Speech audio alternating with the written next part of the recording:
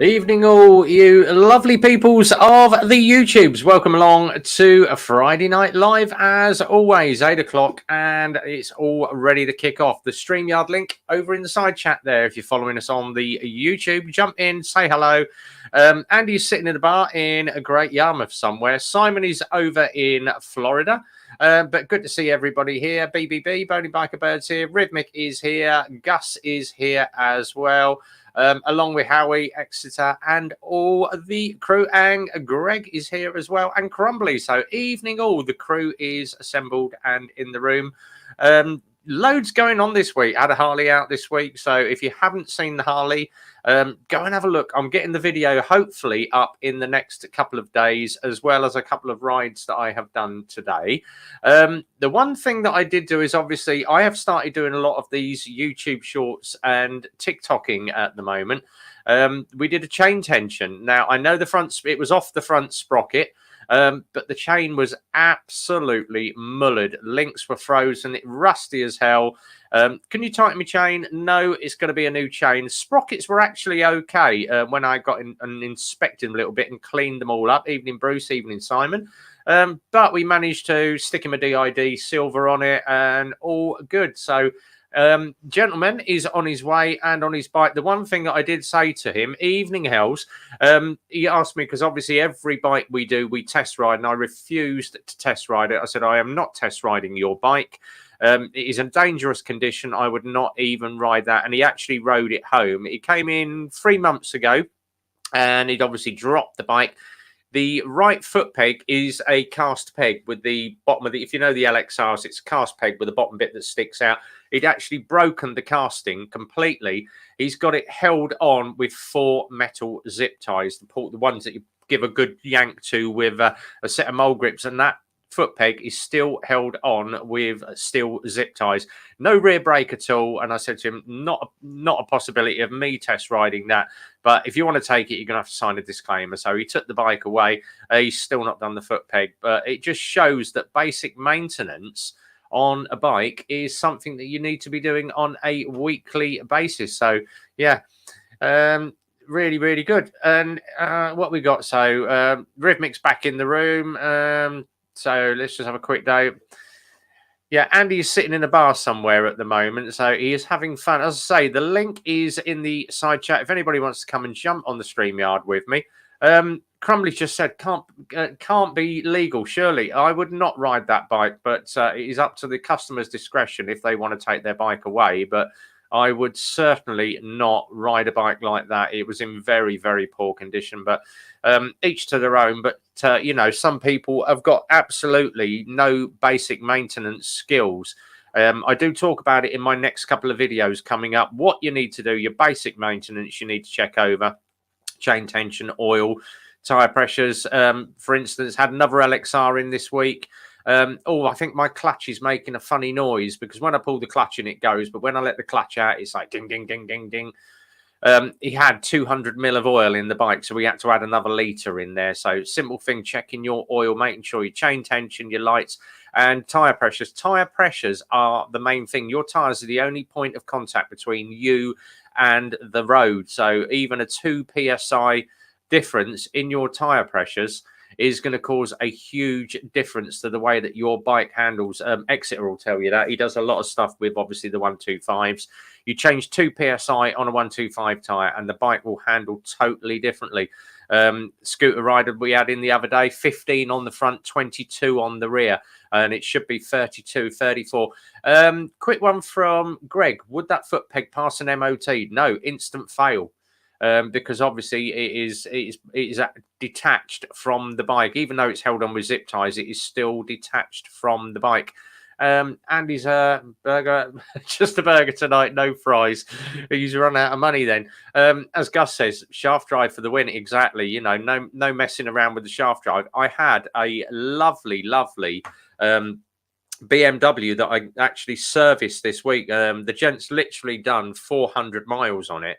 And he said to me, he said, would it need a full service? I said, I will give it everything that works, you know, give it a full service and everything. But it's a very, very clean bike. You've only done 400 miles, but I'll give it a going over and have a look at it. That and Gus will like this, obviously being a BMW fan. We'll hold that up to the screen.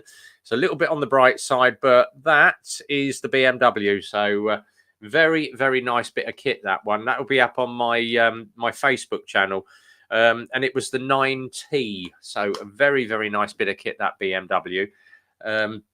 All serviced, all good, and it was absolutely spotless. And I said to him, I've even checked your diff oil, didn't need topping up. And he went, oh, he said that was only done by BMWs about 6 months ago. I said, yeah, the only thing that they didn't do is obviously have a quick look round the front. It was a little bit of oil that had dripped down onto one of the exhaust pipes and it had burnt on the exhaust. I said, I've even cleaned up the front of your exhaust for you. So another happy customer. Tom's is in the room, and I've got to get it right. It's an MT-01, not an MT-10. So Tom's MT-01 is looking very, very good. Tom has done some great TikToks and some shorts as well. If you haven't checked out Tom's channel, go and have a look at some of the stuff that he's done. Same name that he's got there. Go check him out on YouTube, TikTok. He's on Instagram as well. So go and check out his channel as well. And BBB has actually got her own YouTube channel now. Hooray! She's put her first video out, a little bit of drone. A nice bit of video, that. So had a good one with that one. And Mrs. GSA Tractor now has her own channel as well. So if you happen to be on the Instagram chat, that was up there as well. So you can go across and check out Mrs. or just type in Mrs. GSA Tractor and you will find her. And then also, if you go onto YouTube and stick up Boating Biker Bird, yes, I've got to go to this. I'm going to run through some of these comments really quick. Hells is out, obviously, in Florida area, and he got to hang out with Simon. So, yeah, they had a very, very good time. Quick one for yeah, so yay on that. Simon, guess you didn't use baby trimmers for the shave. No, I didn't actually. So I ended up getting very, very burnt welding the other day. So I've got all weld burns where I got a face full of spatter the other day. So hence the burnt bottom lip. Do not try and eat molten metal or catch it in your face. So my own stupid fault for lifting my mask too early and it going off in my face. So yeah, hence why I've not bothered to shave tonight. So yeah, I'm keeping it good at the moment. Simon's here as well. I got to hang out with Hells. Yay! As I say, the link is up if any of you guys want to come and jump in on the stream. Quick one from Boating. She said, thanks for the shout out, RB. Moray posted a vid up on it. Yeah, Moray has done one as well. So they both kicked off their YouTube this month. So good to see everybody is starting up the YouTube channels. And I was chatting with someone earlier. Spicy 110 has actually decided to go from YouTube across to TikTok. So if you haven't followed Spicy, who used to be the Lex Moto vlogger, go and follow Spicy 110 on TikTok as well. Premises did message me earlier, but he's pulled the message back, so I didn't know what he wanted. But obviously I said to him, if you want to come and jump in on the stream, mate. So we may have an appearance by Premises 187 tonight. I don't know, but he'll probably keep his crash helmet on as well.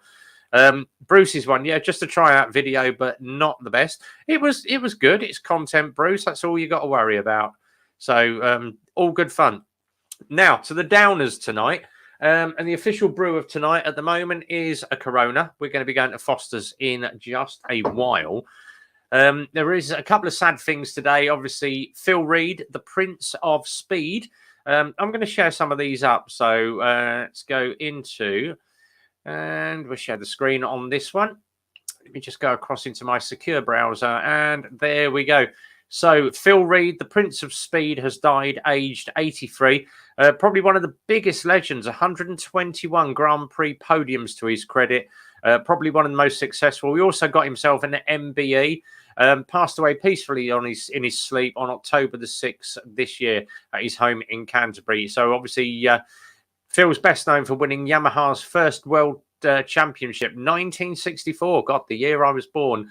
Then obviously went on to 500s, went out and did Isle of Man. But back in those days, look, open face helmet and a pair of goggles and a little mask round your face. And obviously he moved on to doing bigger stuff. 1977, huge return to the Isle of Man.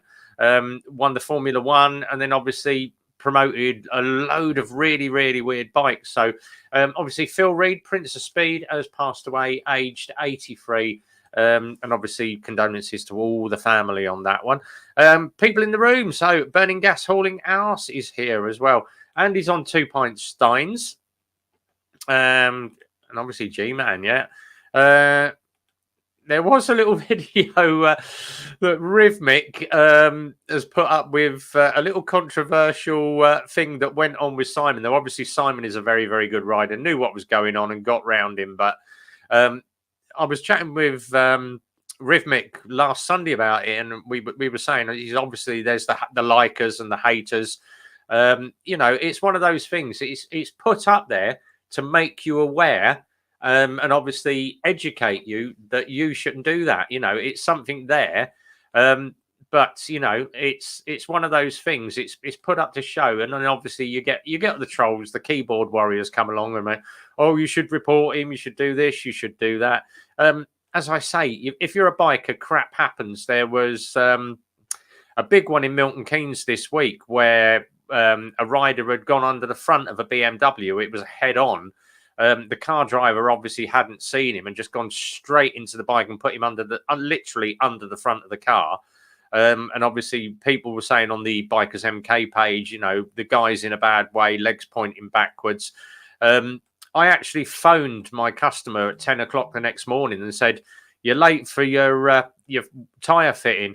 And his dad actually answered and said he won't be coming. The bike's a write-off. He buried it under the front of a BMW last night. And I went, that was the post that was on Bikers MK, and he went, yeah. He said it was my lad Liam. So, you know, get well soon, Liam. I know Liam does watch the follow-ups on the live stream, so get well soon, Liam. If you do need a bike, I've got plenty to buy, but obviously get yourself well, get your legs sorted out, you know, and speedy recovery, mate. You know, it happens to the best and the worst of us. You know, we all get taken out by car drivers that are not paying attention as well. Yeah, as Bruce was saying, always enjoy chatting to myself. That's what I'm doing, sitting here at the moment. So if anybody wants to come and jump in on the side stream and help me out here, come and get in. Yeah, Rhythmic, come and jump on this stream. How are you welcome to come in once the football's done? But obviously BBB, I know BBB actually commented on that on the Bikers MK page because I did see the post. So yeah, he's hopefully making a speedy recovery as we speak. So as I say, get well soon, Liam. And then obviously the other one this week, and it's a huge loss to the MotoGP industry. Big crash up at the MotoGP Superbike Championship, Bennett Superbike Championship. Chrissy Rouse, 26. Obviously got smacked by the bike that was coming up behind me. I was actually watching that race, and I'm like, oh god, that's going to hurt. And they rushed him off. He was doing all right in hospital, but due to obviously the head injury and ongoing stuff, it's now being treated as a fatal accident. So MSRV are now working with the coroner police and the motorcycle racing circuit board to obviously investigate it to the full. And obviously deepest condolences to the family, friends, and obviously the team members. It used to be a motocross and obviously switched up to circuit racing, but Chrissy Rouse has obviously passed away this week. And as they say, you know, biking is a dangerous sport, whether it's, you know, whether you're riding on a public road or riding on a track, you know, the consequences once you throw your leg over that seat. And as BBB says, you know, terrible. It was a terrible accident. Bet the biker that hit him feels horrendous now. He will be. But as I say, you know, I mentioned, I hit on this last week about PTSD, and all of us suffer with a little bit of stress, anxiety. Very, very good book by George A. Booty. I'm about halfway through this, and it is an amazing, amazing book. So once I've finished reading that, I'm going to pass it on to the next person that needs it more than me, and we're going to get it to do the rounds of the bike circuit. So if if you suffer from a bit of anxiety, stress, or if you're, ex-forces and your PTSD, if you want to borrow that book after me, drop me a DM. I'll stick it in the post, and all we ask is that you just forward it on, pass it forward. If we can help as many people as we can with it, we'll get them out there. But great book, and if you want to go and buy it, you can find it on all the book sites like Amazon. It's called No More Trauma by George A. Booty. Simple steps to reset trauma PTSD. And it does reset your brain. I'm about halfway through it. but it is very, very interesting, and it's just changing certain parts of the routine in the brain, and it's a long read, but very, very good at what he does. Just hi to DNA. DNA is in the room. Evening, and Stevie Scouse is in the room as well. Now, Stevie has a live stream coming up. I think it's tonight, but obviously he's on Canadian time. If anybody wants to jump on his live stream, you're very welcome to do so. Just all you need to do, YouTube, The Military Biker. Go and check out Stevie's channel, and you can follow him on his live stream when he does it a little bit later. Yeah, as Andy said, the new Insta360 X3 on the way. I blame Howie. I actually saw Uncle Red's one last Sunday. There was some great footage. Rhythmic Grant's got it in his mouth, wandering around the car park, and he's got it in his mouth. But Grant's nose, he looks like Pinocchio with it. So really, really good. I'll let him explain it to you.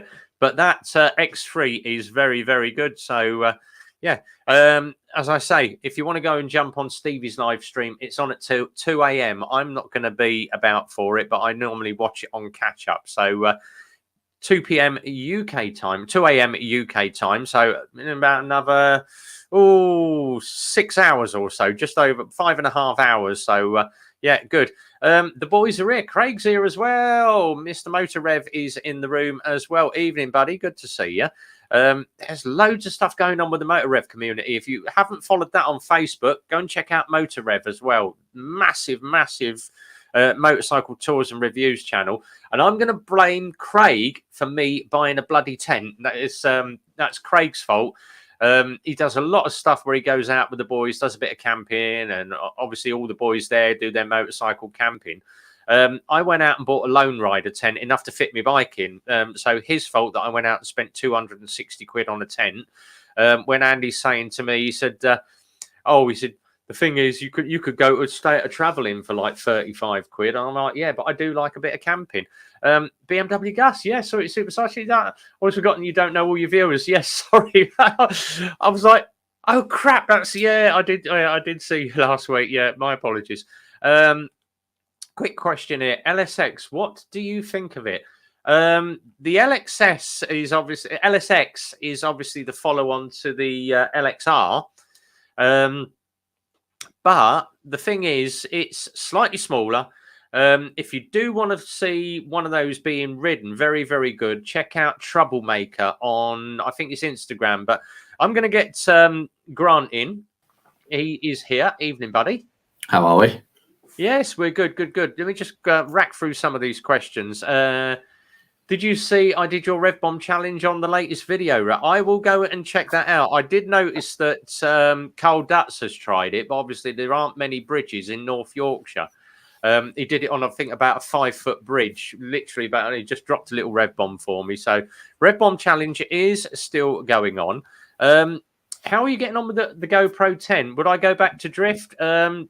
Do you know what? I wouldn't go back to drift. I am loving this GoPro 10. The only thing that I don't like, and my helmet is downstairs at the moment, the little screwy in bit that obviously secures the camera, stops it flapping around. You really have to tighten it to make it sit secure. Otherwise, I was doing the Harley video, and obviously I got back, and all I can see is the clocks, because where I'm going like this and bouncing around on the Harley, the camera's obviously dropped itself down. So all I've got is just a view of the clocks. So I need to get something a little bit more secure to obviously, or someone said to me, what you need to do is carry a little screwdriver and just tighten it up when you use it. But I'm loving the GoPro. The thing that I do like the most is obviously the Rode mics, and it's him over here that made me buy a Rode mic, and Andy, because when we went up the studio to do the Gen 1 versus Gen 2, oh, what are these? Oh, these are the Rode mics. They are about £300 for a set. They're not cheap. Yeah, but they're worth every penny. Absolutely worth every penny. Got the rider Suzuki Gladius 650 3-hour conversation. Wanted to bring the bike home. Very, very good. Not Gladius. Yeah. Why do people sub your channel then unsub? Some people do, some people don't. It all depends if you're doing just basic. I don't give a rat's ass. You know, you can follow my channel or you don't. I couldn't care if I had one subscriber or 2,000. It really don't bother me. So I mean, we do have to take into consideration that Andy could very easily have just insulted them. You know what Andy's like. LSX, very, very good. Oh yes, the Vulcan video. Yeah, that Bombay is massive. Yeah, the Bombay's bigger than the than where everyone sits. You know what I mean? It's insane, isn't it? There. Oh, Haggis is back in the room. Have a look at the GoPro thumb screw. Ah, brilliant. Have a look at the GoPro thumb screw video. I shall go and have a look at that, Exeter. Cheers, buddy. Yeah, I agree. Video on the Vulcan bomber. Yeah, really, really good. I love the way that Uncle Red's like, you got to go there. You got to go. You know what he's like. He's absolutely chaotic. He is when he's got a group of people. Andy's just said, I don't stay in travelling. 4 or 5 still. Yeah. If you haven't subbed to Motorrev, go and sub him. Yeah, go and check out his channel. And they're on YouTube as well, but massive Facebook channel. Yeah. And if you happen to be into so obviously moto camping or wild bad camping, they're the boys to obviously go and see. So really good fun. Anyone rode a Piaggio Mp3? Yes, we had one for sale at Eclipse. Didn't like it. I really can't stand 2 wheels at the front. I once crashed a Yamaha Viti or Vita. What's the little Viti? scooter? Yeah, Viti. Yeah, I once crashed one of those. That's about as close as it gets. The thing is, they're not a class 1 or 2. They're a class 3 license, so we can't MOT them because obviously the wheelbase on it has to be a certain wheelbase that brings it into class 2 or class 1. Anything over, I think it's about 800 mil puts it into a class 3. And then so I had to take it over to Stacey Bush's, to the MOT centre there for a class 3 MOT. But riding it there, you're going around corners and you can feel the opposite wheel lifting, and it's like, oh.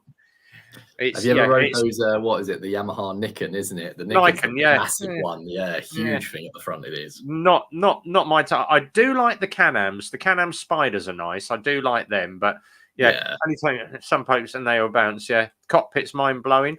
Andrew's just said, can you help me out with a question relating to a Titan? Yes, fire away. Yeah, pop it in the side chat and I'll try and answer it. Neighbours used to work at the Vulcan base at Waddington. They were built together. They were. Yes, they were. Nuclear capable aircraft. That's what we need. Please don't encourage subs. Goes against our origin. Small Phillips. Yes, I figured that out after I looked in the kit and found the little Phillips screwdriver for it. So yeah. Peugeot Metropolis is a better bike than MP3. Yeah, definitely. Yamaha do the Tricity now. Yeah, very, very good. Right, I'm going to get this going because he's been sitting patiently down the bottom with his MT-01. It's Tom. Evening, buddy. Hello. How's you?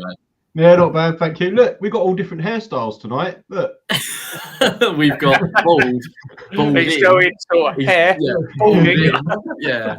And then full lock of hair. Yeah, just making me jealous. It's all right. If I ever cut it, mate, I'll send you something. Send me that instead of some stickers. Yeah. That's an idea. Stickers all over the head now. That's right. Awesome. That could be like what they did on 44 Teeth. When covered in stickers. I would pay to see that, Tom. Evening, QTube. QTube. Oh, can I just say, QTube, his videos are fucking hilarious. They are, aren't they? They're really good content there. Have you listened to him ranting about the rain when he's riding it? And he's just fuck. Oh yeah, this. I'm gonna pull his channel up. Where are we? Here we go. QTube Adventures. He's got 341 subs, guys. Come on, we need to get him. We need to get him to at least 500. So right, so much more. He's so good. Yeah. In the side chat, there we go. I have posted the link for QTube. Go and check his channel out. I tell you what, there's some manic stuff in there. Some really good stuff as well. I'm a fair weather biker and I don't care is absolutely hilarious.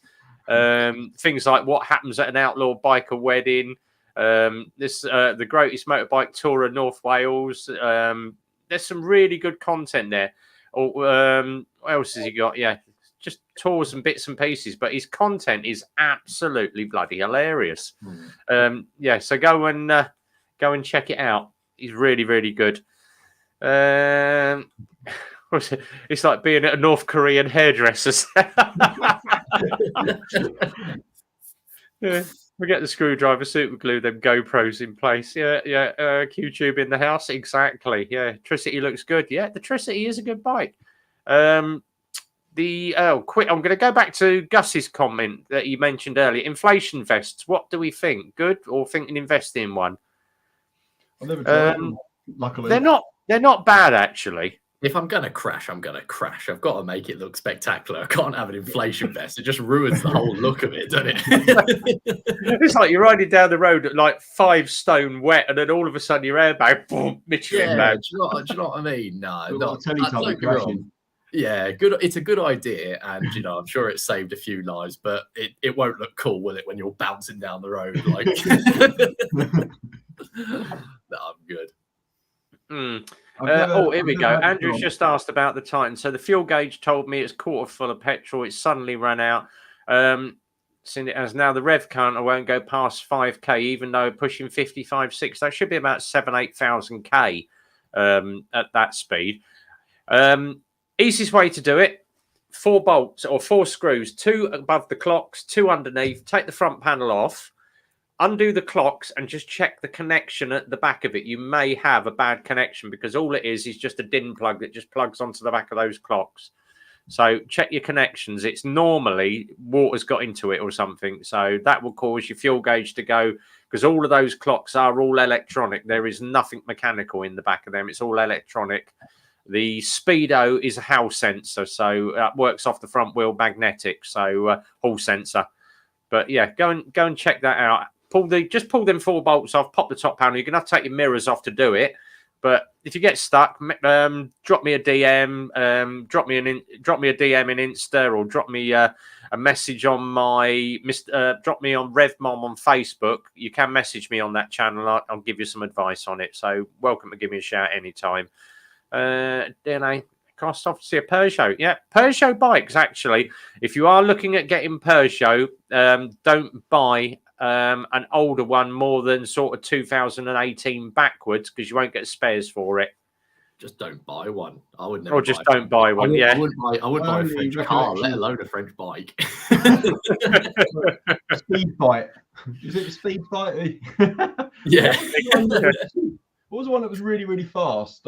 There's like a 180 2-stroke jobby that they brought out. Oh, yeah, but when was that? That a Piaggio? That was years ago, though. Oh god, that was about to say that was years and years and years ago. I was doing my test. There was a kid actually riding. Well, that was going to be his main big bike. Was this 180 2-stroke monstrosity? Brave lad. Yeah. He'd be rebuilding it more than he'd be riding it. Yeah. It's when they go, and then they do it again, like they're changing gear. Oh, bike comes in the room. Oi, what's all this channel sharing? I'm back in England now. You better represent. Oh, let me bring his channel up while we're sharing people's channels. Oh, let's go do it. I'm just sharing mine on the screen. Yeah, I'll tell you what I should have done. I should have put your sticker on my shirt or something. You know what I mean? Add the promo with your name on it. Yeah. We'll find him. Oh, put it up in the side chat, because I can't find your channel, bike up. And all the guys can just put it up as a link, and everybody can go and check your channel out. I've got a question for you, Rev. At some point, are we going to be talking about the boring disappointment that is the new Honda Hornet that I waited months for, got excited about, and now it looks like a crock of shit? Yeah. It looks like someone got made out of Lego. It honestly looks like everyone met up in a board meeting and went, right, we need to release something, but it can't be too exciting because, well, that's not what we're about. And just literally went into the scrap bin, picked up all the recycled parts and went, there we go. Yeah, well, as soon as they decided to go with a 2-cylinder parallel twin and just be the same as everyone else, it just was boring, wasn't it? What I love is there's nothing wrong with that engine. I mean, it just isn't what that bike's about. It should have been probably just another 600 engine in it. Yeah. Inline 4 Screamer. Yeah, I agree. And what I love is one of their marketing representatives went, "Oh, it's it's been made now to really push the Yamaha MT-07. It won't get anywhere near the Yamaha MT-07. It's got no chance." And the thing is, they're not going to be investing. Yeah. Huh? The thing is, obviously, Lex Moto went and brought out the LSN this year, the 125 version. And when I went and did the video, everyone said to me, "Oh, that just screams MT125. It's a wonder that Yamaha haven't taken Lex Moto to court over it." Right, there we go, guys. That is your new Honda Hornet. Doesn't it just scream MT? It's a disgrace to the old Hornet, in my opinion. It really is. It's a fashion, though, isn't it? I mean, when the original Hornet came out, though, you had the exhaust underneath the rear seat. Yeah, that was a fashion of like the early 2000s.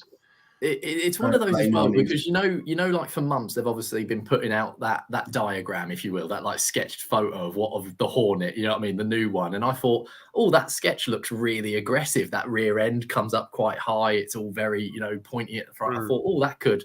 You never know. And when they brought that out, I almost had to like double take it and sort of line them up and sort of went, it doesn't look anything like what I thought it was going to look like.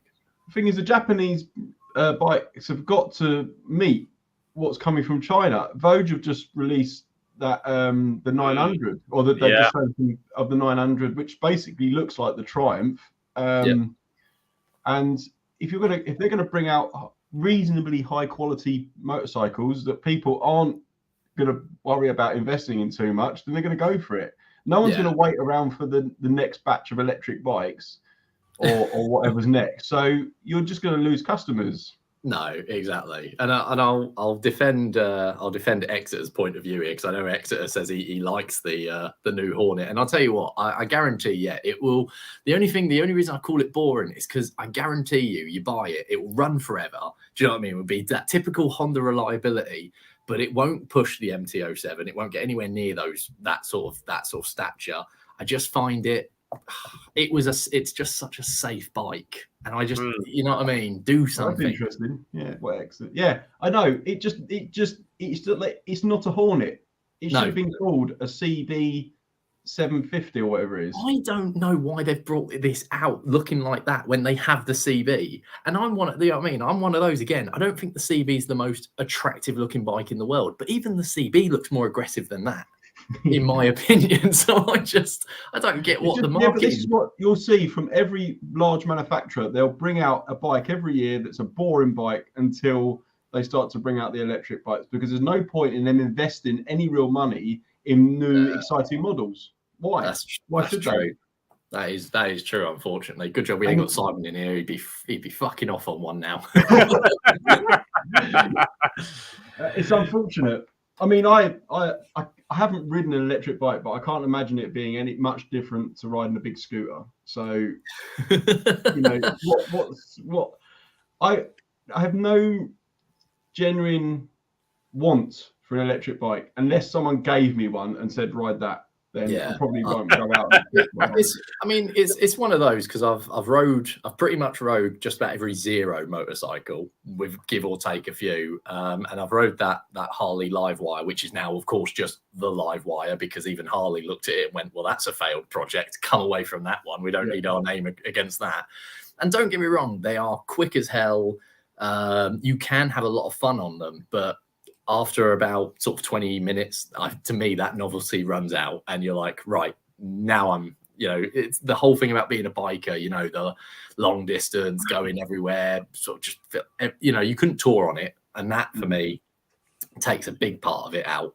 The one, because obviously we get the Lex Moto mailers to say what is coming out into the market. At the moment, we can't get any scooters, because there is an ECU shortage in China due to stuff coming out of Ukraine going to China. So ECU shortage, and it's not just Lex Moto, it's all the big bike brands are all clambering to get hold of ECUs at the moment. But we did get a mailer this week, and it said, Oh, the new Teleria Sting is back on the market.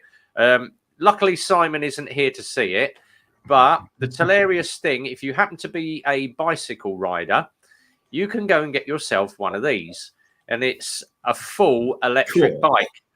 Yeah, Pretty cool. Do you know what's funny? Even that looks better than the Hornet. Yeah. It's £4,495. It's an electric bicycle, not road legal, but that thing does 55 mile an hour. But the argument for these is they've actually turned back. They actually turned back some of the power settings on it because it was going just too fast. Yeah. But they sent the flyer out today saying if you didn't like the black and gold Teleria Sting, it now comes in a blue, white, and gold vinyl wrap set at the same price. So you could buy that vinyl wrapped in hundreds of different colours. Would I buy one? Absolutely bloody not. but if you imagine, like, a lot of green laning is now being like frowned upon. People hate it. They're stopping people doing it. Farmers are putting cars in front of trays. If you got one of them and went down the green lane, no one would bat an eyelid. Yeah. Exactly, because it's a bicycle. Yeah. And I have to admit, really fast on their push bike. Yeah, and as a motorcyclist, I absolutely hate like pedaling. So why would I want to pedal? Do you know what I mean? But if I can get a bicycle that has an electric motor inside and then still, like Tom says, go and hoon around on the green lanes, hell yeah, that seems to be the way for me. Yeah, quick one. He said, Crumbly's just said, anyone seen Mark, the German guy, riding the UK on an electric bike? No, I haven't. Howie, England 2, USA, we got a penalty from... my firm can't get new trucks. Mercedes are waiting on chips. Yeah, waiting for chips from China. Everybody is waiting for chips. I think the only one that's got chips at the moment is obviously Andy sitting in his bar with his burger. Did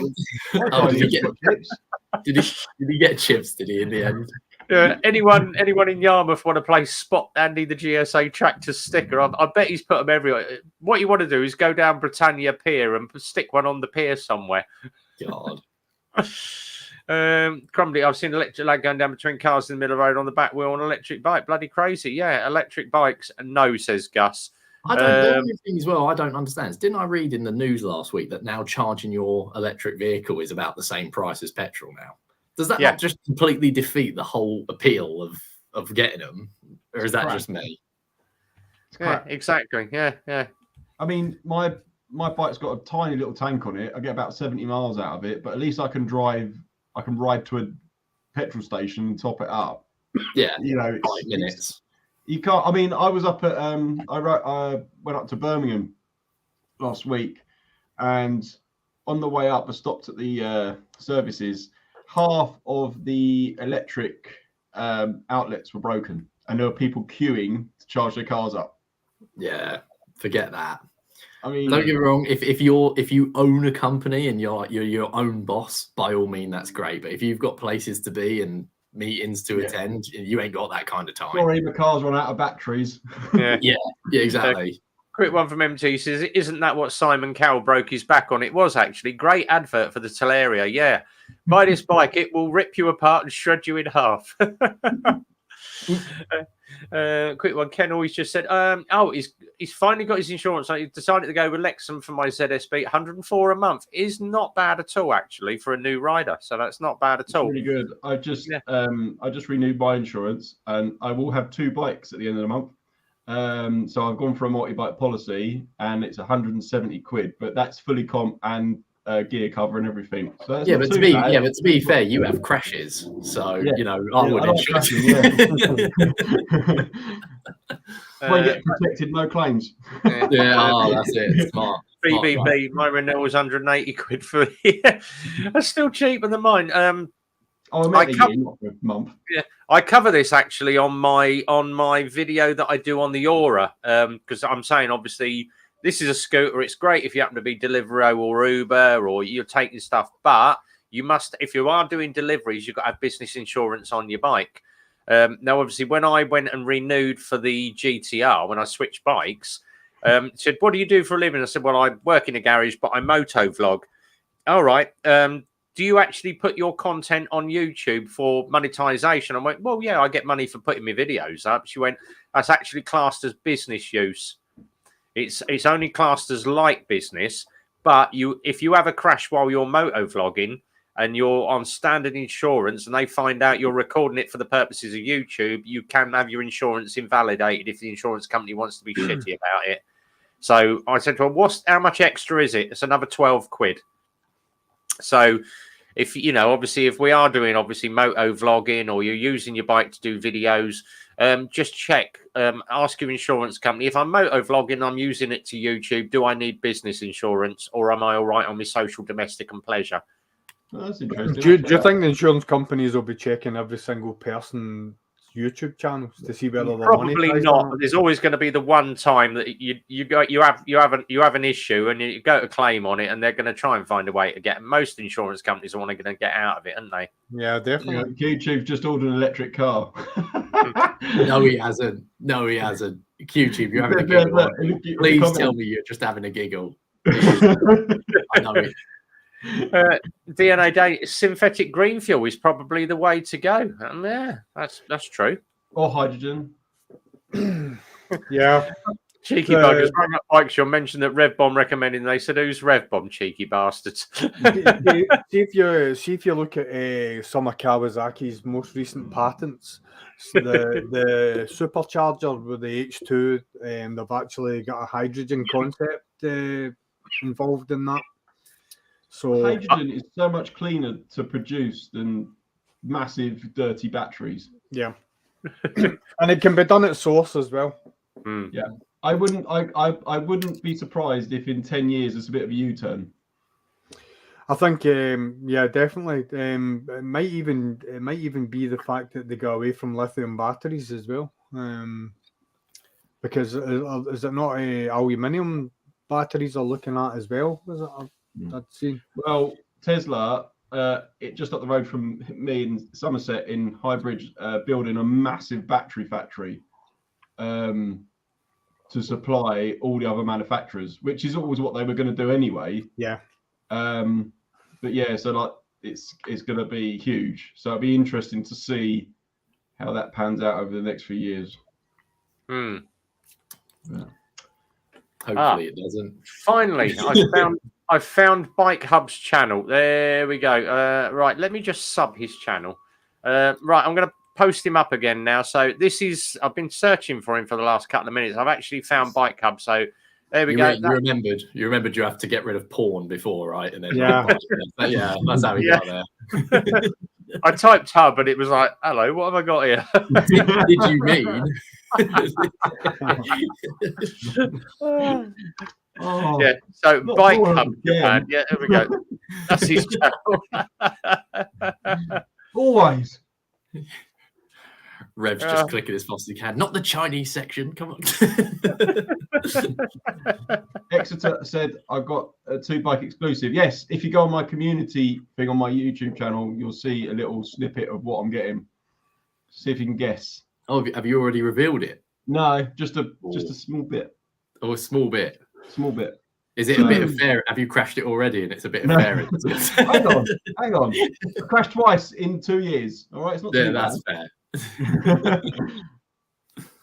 There we go from BBB. Apparently, if you've got your bike marketing your social media platform, then it's classed as business use too. There we go. See? Yeah. Oh.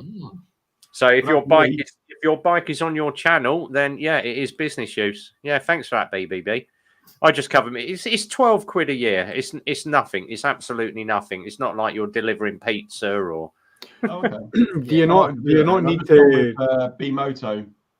Yeah, be moto. Do you not need to declare it as business use even if you're traveling to your work? Yeah, as long as it is normally insurance is social domestic pleasure and to and from your place of employment. So like commuting, innit? Because I did the multi-bike policy with B-Moto, and they actually do another policy. See if you've basically got a second bike, and you're not using it, or it's laid up, or you're doing restoration on it. They do basically they cover the bike, but not for riding. So they do a reduced policy on it. You just contact them and say, listen, the bike's off the road, and that they put it onto. I was really impressed with B-Moto's price, actually. And they were so much more personable than I was with Bennett's before. Yeah. And I used them to get a new helmet and stuff because they have like free helmet and leather cover. It took them. I was on hold to them for 4 hours to get through to them, just useless. So when they asked, I just said, "Because you're crap." Because they said, "Why are you leaving us?" It's like, "You're crap." So you say you're the best, you do all this, and then when it actually comes to it, and I've only used it that once, and I've never used insurance before. I just thought, I'm going to get a new helmet. I might as well. It's all there.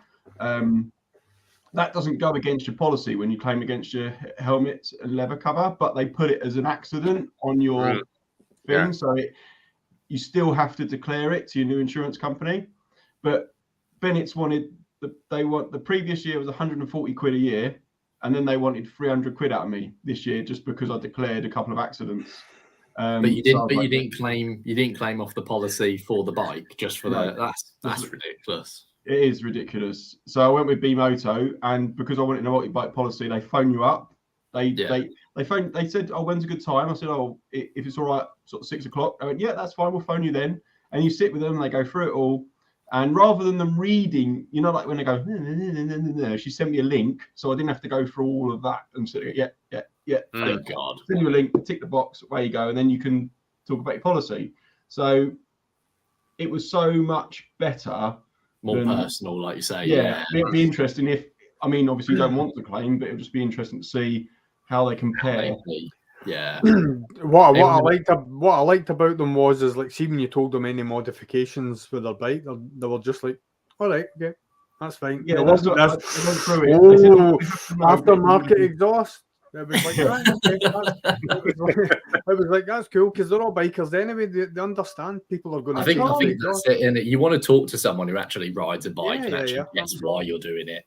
Yeah, they sponsor 44 Teeth, but I think that's how I went to them. Well, I took out the platinum cover, which gives me the RAC breakdown and all that as well. That's what I've got. I thought it was great value. 70 quid for 2 bikes a year.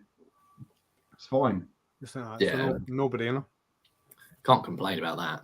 Anyone ever been with Carol Nash? Because I always see Carol Nash doing a lot of advertisement, but I've never been with them. So Carol Nash. 44 Teeth did quite a lot of legal sort of vlogs with regards to insurance and things that if you don't declare them when creating the policy, it can cause problems at the claim side, because obviously, like every insurance underwriter has claim specialists that look for any out that they can get, whether it be the depth of your tread on your tire or whatever else. There's quite a lot of interesting sort of stuff on the 44 Teeth website and on their actual channel, YouTube channel. And it's like a motor vehicle lawyer that they've got on and explaining the ins and outs of it. It's quite interesting. I'll have to give that a look, see what they say. Did anyone see the Late Break Show? Does anyone follow that on YouTube? It's basically many videos. It's basically about the Late Break Show is primarily cars, but Shaky Burns just got in tow. And I just watched a recent video, and it's Shaky Burns' pal. He's got it's like in an office block, and he takes a guy into this room, and it's Honda NC30, Honda NC45. It's like a whole row of Hondas, whole row of Ducatis everywhere. Some of them actual race bikes. He's got Shaky Burns' bike. They reckon that the whole cost of the whole display is over £2 million. It's well worth a watch. It's like every bike that you've probably ever seen is there. Tricolor 1098s, the lot. It's fantastic. What showroom? I wouldn't know. Ever since buying the Triumph, the only people that will fucking insure me is Triumph Insurance. I feel like it's some sort of prestige club that you can't go anywhere else. It's just, yes, constantly stay within there. And then when you get the membership, they're like, yes, now we'll give you discounts. So definitely stay with us. And I've never rang them, so I've never spoke to anyone. But yeah, they just seem to be the only people that want to insure me. Quick one from Gus. He said, "What's Mrs. GSA's tractor?" Links up there for you, so it's in the side chat, guys. That's Mrs. GSA tractor. I think she's got 9 subscribers now since she was 1 when I clicked it. So she's now got 9 subscribers. So go watch her quick video of Andy in the bar. Another quick bar. Amazing. $1.99 a pint, eh? $1.99, yeah, exactly. And he's on the 2-pint steins at the moment. Excellent. What I love is he's been drinking since the morning. Like He's in there 11 o'clock, I saw that. That's when you know you've got issues. See what we were talking about electric Mrs. bike. GSA, she can unsub from Andy now. Another, while we're doing sort of laughable stuff and sad stuff. Someone messaged me, I think someone said it in the live stream about 3 months ago, Grant. What happened to the other Rev Bomb? Because there was 2 Rev Bombs that had big channels on YouTube. And obviously mine was, I had to name mine Rev Bomb UK because he'd already got the name Rev Bomb. And I said, I'm sure he was caught doing wheelies. And yes, he was. But the reason that he has pulled his channel down, he's had an accident and passed away. That was the reason the channel was pulled down. So he has passed on, unfortunately. So, but it's, unfortunately, that's the poor side of it. The plus factor is he was constantly popping wheelies between freeway traffic and merging at high speed, 90 plus. Another one of these sort of max wrist guys. So unfortunately, if you are going to sort of bend the rules slightly and hack around like a loon, you're going to pay the consequences one day. It will catch up with you. Does anyone remember before YouTube, the Ghost Rider that used to get the DVD? Yeah. I've got the video of it. I've got the DVD of it still. Yeah, I've got it somewhere. I used to love watching that. That was like, I used to shake your mates and think the old German police stood there like, you must stop, you must stop. Pop a wheelie, Ghost Rider, yeah. Was it Ghost camera strapped to his tank? Because they didn't have action cameras then. Was it Ghost Rider that challenged the wheelie champion? That was it, yeah. And basically the guy who was the wheelie champion's bike broke, and Ghost Rider said he would let him use his kindly. But as soon as he started to get close to Ghost Rider's distance, they said, no, give me my bike back. Yeah. Amazing. Yeah. It's weird, isn't it? Like before YouTube, you used to have these DVDs and stuff like that. I remember so many DVDs of just old racing from like the old GP days, and just used to watch them on repeat when I was a kid. Amazing. The thing is, because obviously when I first got into doing motovlogging, Spicy was the big inspiration, Spicy 110. And I said to him, how do you actually record your footage? And he said, you won't believe it, mate. He said, what you want to do is go to somewhere like CEX, go to these sex places, not that type of sex places, he said, what I've got a Sony Handycam. He said, and I strapped the Sony Handycam to the side of my crash helmet with gaffer tape and record it. And that's how we first started motovlogging. It was a Sony Handycam. And then he went to it was basically I think they called it a bullet cam back then. Yeah. And it was like a big round tube with a camera on that he had a bullet cam. And he said to me, he said, Baron von Grumble, who does the guy on 44 Teeth, he was like one of the original moaners doing the vlogs. And he was very popular. He was brilliant. Especially when he broke his leg and he was going about in the mobility scooter and he was going into the shops and stuff like that. Double bloody dicker. Yeah. Do you remember he took his GSX 1000 green laning, didn't he? That's as well, right. Dropped it. Oh. That's right. He's actually just bought that back. I know. Yeah, I saw that. Yeah, Chrissy Rouse. We mentioned that earlier, Biker. Yeah, so we did that, and obviously Phil Reed as well, 83. It's not a bad age. Really. It's not a bad. Yeah, but he won his first GP the year I was born, 1964. So it just shows you how long ago that was. Yeah. Do you know, so when you're talking about bikers that passed away, like on that show with Shaky Byrne, they had one of Nicky Hayden's bikes, and it was one of those jolts that you get when you actually remember that he's passed away, and that was a tragic accident that took him. Yeah, Gary something. Yeah.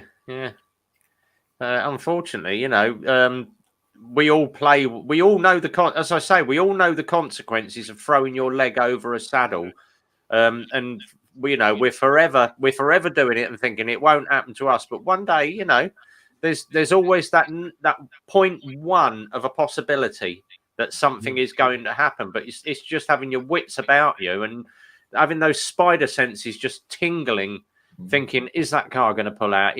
What's he doing beside me? So you've just got to have eyes in the back of your head at the moment, because car driving at the moment, I said if I was to be Prime Minister, I would make people retake their test every 5 years or have a refresher every 5 years. Oh, I would have failed. You never know, do you? Like you say, that fucking. Do you know if that car's going to pull out? Do you know whether he's going to move lanes? Do you know if Simon GTR 1400 is just going to come up your inside on a roundabout? I mean, there's just you just can never predict. You just never predict. Exactly. Yeah, and I do a refresher every 2 years, every 6 months. So twice a year, I do a refresher course with a guy from Learn to Ride in Milton Keynes. Grant knows who he is. And every time, the first time I went out on the ZX, he said, "Oh, do you want to take one of the school bikes out? You're going to take your own. I'll come down on the ZX7." And we come out of Milton Keynes Bowl. We got to the first roundabout at Thurston. And before I'd even gone into the roundabout, he's, "Get off of your fucking front brake." And I'm like, "What?" Sounds like Mark Page. Yeah. Trail. He said to me, "You do not trail brake on roads." He said, "That is a big, big no-no." And I went, "All right." Second roundabout, "Get off your brakes." And he said to me, "You've got so many bad habits."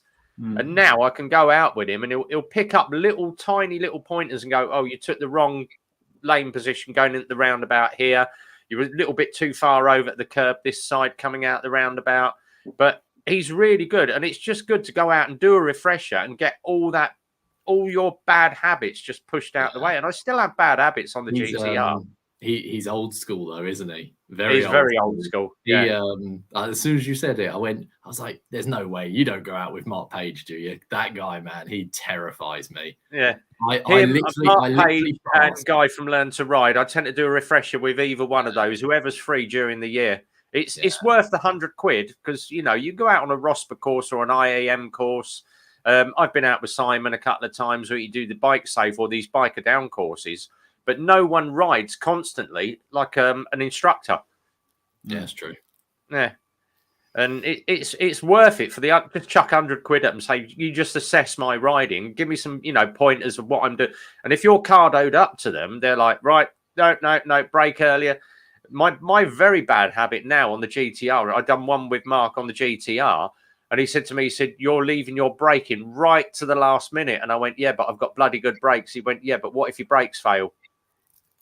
True. Good pointer. Yeah. He said, "Anything could happen with your brakes." He said, "But use your engine brake." And he's taught me now. Obviously, that's why I tend to rev bomb a lot coming down the box. He said, "Use your engine braking. It's better than actually using your brakes. And then you've got the pads still cold to put the power on if you need them." It's really weird actually, because with the MT-01, the engine braking, as soon as you come off the throttle, the bike's almost, if you're in the wrong gear, the back wheel will lock up, and you learn to ride that. But riding my friend's triple the other day, you forget, and you just almost riding the same bike, and it just drifted forward. And I was like, "Shit, you've got to go on the brakes," because you forget that the engine braking's not as much on other bikes. It's really weird how you get into a way of riding. But it's very strange. There we are. Zed's put some good comment. "The man hunched over his motorcycle can focus only on the present. He's caught up in a fragment of time cut off from the past." Yeah, very true. That's a bloody good quote, that. Not my quote. That's a Czech philosopher called Milan Kundera. It was actually used right at the start of Road, the movie. And it always stuck with me because of one, the way that it was spoken, and two, just the words. It is true. You can't fear anything that's ahead of you. I'm going to push this book again. Whoever wants this next, I'm halfway through. I should probably finish this by next week. So if anybody wants to borrow this one, or you can go on Amazon and get it. It's called No More Trauma. It's great for getting rid of PTSD, depression, anxiety. It's a bloody good read. And he said to me, he said, he's got one little bit in the front of it, or he was telling me about it. And he said to me, it's the easiest way to remember it is there's 7 billion people on this planet. Why do you let one person, so it could be used for anything, YouTube trolling, Instagram trolling, someone that just doesn't get on with you and just heckles you all the time. Why do you let one person out of 7 billion ruin your day for you? Is a shark swimming in the sea going to want to go for a minnow, or is he going to be interested in chasing a big fish down to eat it? And it's very, very true. Yep. I read a book called The Chimp Paradox, and it's actually it was a sports psychologist, and I think it was Liverpool when they won one of the European Cups recently. They used them, and basically what he does is the way he explains the way your brain works.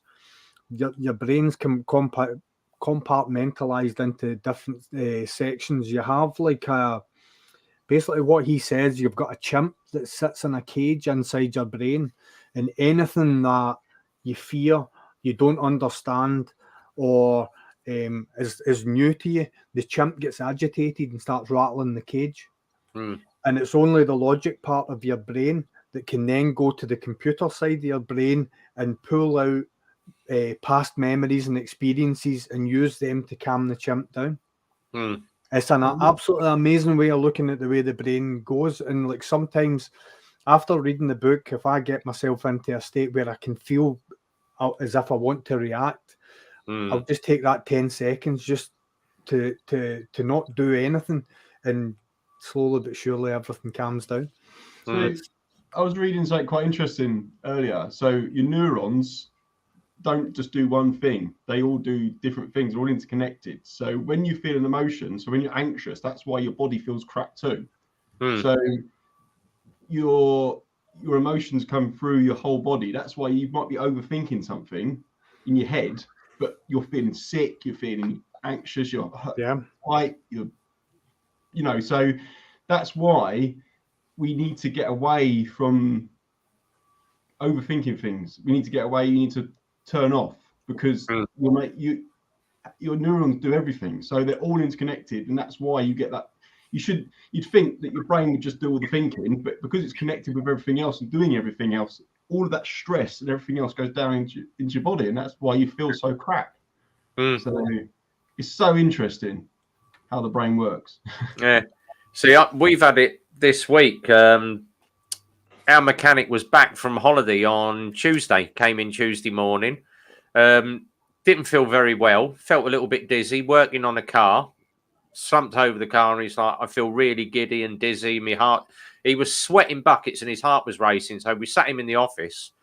I carried on with obviously part of his job. And he literally sat in the office for the whole afternoon, took him home that evening, phone call the following day. And he's like, I'm not, I've been, got an appointment for the doctors. They rushed him off to the hospital for blood tests, heart rate, wired him up with a load of monitors. He's still in and out of hospital at the moment. He's going to be off for about 2 weeks. Now, the only downside to it is the big boss is in Australia for 3 weeks. So buggered there. I've got no mechanic for cars. Obviously I'm on the spanners doing bikes, which means I've now doing part cars, part bikes. I did a little bit on cars, but I've never worked on cars. So I've done some brake pads, piece of cake, it's basically a big bike. Done all that, but the stress this week has been absolutely mind-blowing, trying to handle phones. Luckily, I've got Becca in the office to handle everything, take the phone calls for me. But Phil phoned up from Australia in the last couple of days. He said, how are we doing on? She went, Dave's just got his head down, ploughing through it. How's he feeling? He said, he looks like shit. And I tell you what, I am physically, emotionally, and mentally drained tonight. because the missus said to me, "Oh, do you not just want to cancel the live stream?" I said, "I always do a live stream on a Friday, but I'm just going to get my head down, get on with it. I've got Sunday to catch up. So whether I go and do a bike ride this Sunday or just spend the whole day just laying in bed, just trying to get some energy back into the body." But someone said to me, "Oh, what you need to do is have a load of chocolate and a Red Bull." And I went, "Well, that's going to do wonders for my body." Yeah. Yeah. Because it's all it's going to do is just aggravate the situation more. Mm. And it's just finding a little bit of quiet time. And obviously, my missus said to me, she went, "Well, do you want to do?" I said, "Do you know what? My live stream is my therapy, same as getting out on the bike, getting on here, chatting with the boys, having a laugh on a Friday night, and just sitting there, all boys together, having a beer, having a chat, just does it for me." So that's the best bit about it. Quick rhythmic. Bike Hub, who did your training with you in MK? That would probably be, oh God, what was it? He wasn't Learn to Ride back then. It was, oh God, I can't think of what bloody guy's name was back then. Oh, flipping hell. When bike test was still pretty straightforward. Yeah. I'll have to ask him what his name was. I'm sure it was something anyway. Yeah, I'm sure it would have been Guy, because he would have been based. He was based at the old Speedway track in Milton Keynes originally. Yeah, I think Red did his training with Guy. Yeah. Guy is very good at what he does. Him and Mark Page about the only two that I would recommend in this area. Yeah, when I was 19 and I went for my A2 licensing, I went with Mark because I was still in MK, and he got me through it all first time. So I suppose got to give him some credit there. I have to always say though, I did only pass out of fear.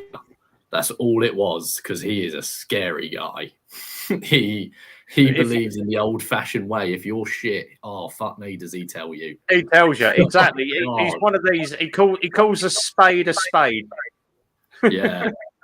I did my test when I was 18, and it was when you did the 33 brake horsepower restrictions on the bikes.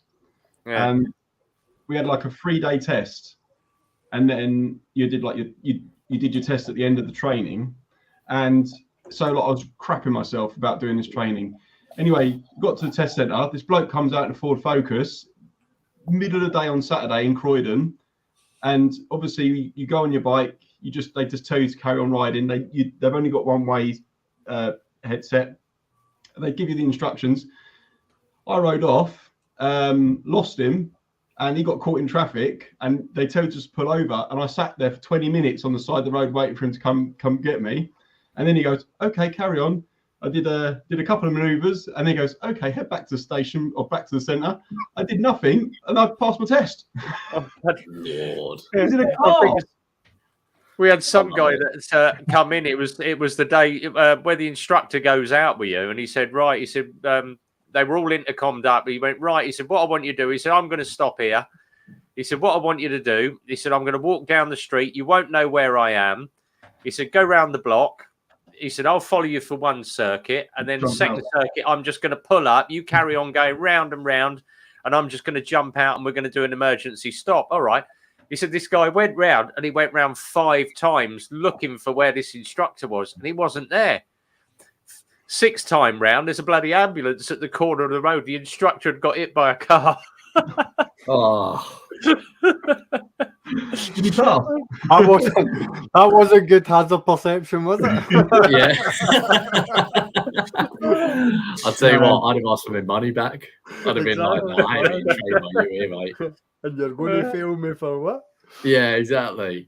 If you see Mark Page again soon, Rev, you can tell him the story of we were doing training for my Mod 1, and I was doing everything great, but I couldn't do the emergency sort of brake once you've done all the speed and then the laser. Yeah. I couldn't do it without locking up the rear wheel.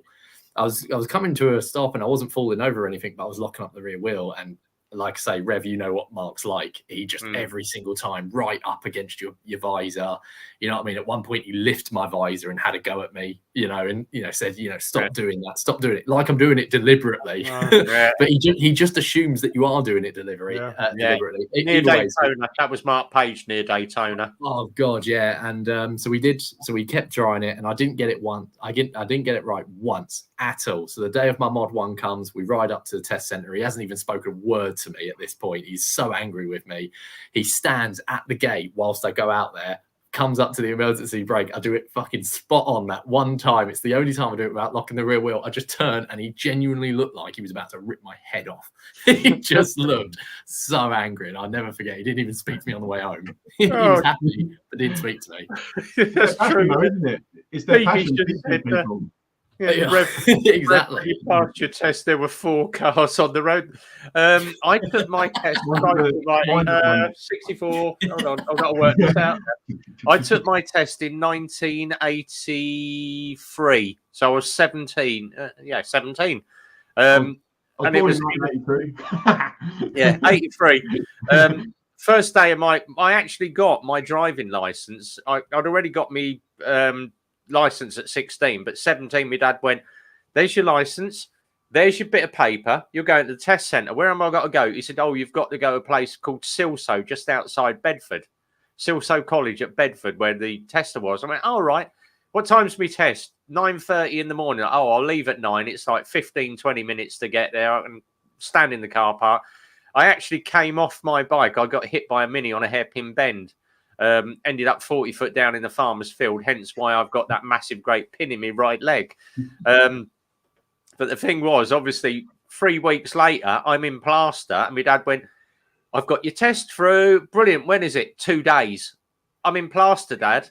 And I was hip to ankle in full cast. My uncle actually got his angle grinder out and cut it off just below the knee and above the knee so I could move my leg. And they screwed a Coke can to the bottom of my right foot so I could use my dad's BSA Bantam to do it on. And we did it out of Leighton Buzzard that day. And I'd literally got out of Leighton Buzzard down to the golf course, and he pulled up beside me and went, get back to the test centre. And I went, oh, right, shit, I've failed, because of me.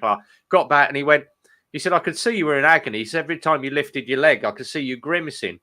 And I went, I said, oh, failed then. He went, no. He said, if you could ride a bike in a plaster cast, mate, there you go, you've passed. I'm like, oh, brilliant. Not like that anymore. Yeah, they won't do that anymore. No. Yeah.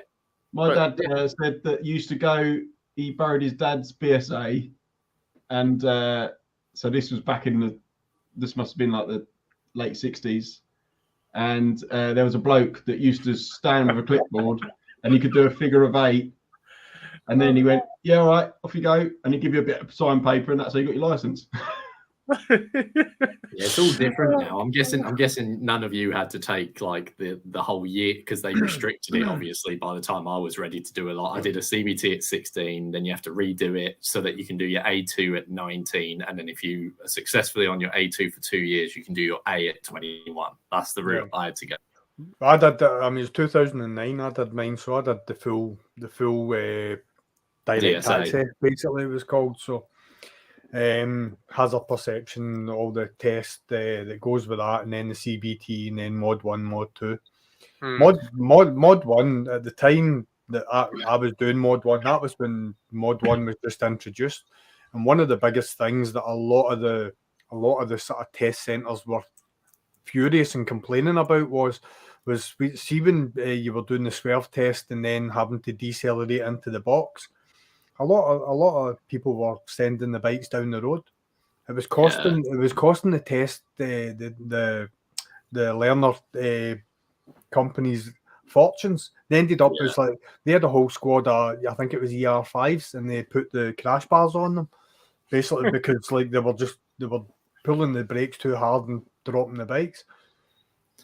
He was telling me as well when I had to do my A test, which again, the thing that really confused me was it's exactly the same as the A2. Do you know what I mean? It just always really threw me that. But when I was doing it, and the guy, because I was living in London at the time, so I had to do it with a new company and a new bloke. He was quite friendly and very chatty, and he'd been, you know, he was about as old as Rev is, so he'd been doing tests, you know, his whole life.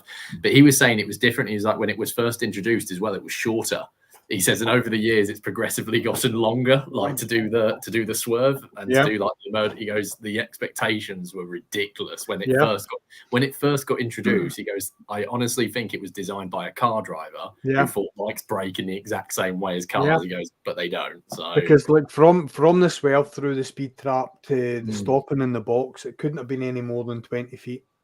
See, that's crazy. Yeah, it's not enough time. And I did a couple of the practices. I mean, we actually the test, the examiner sort of thing that I went with, they actually booked the test pad out.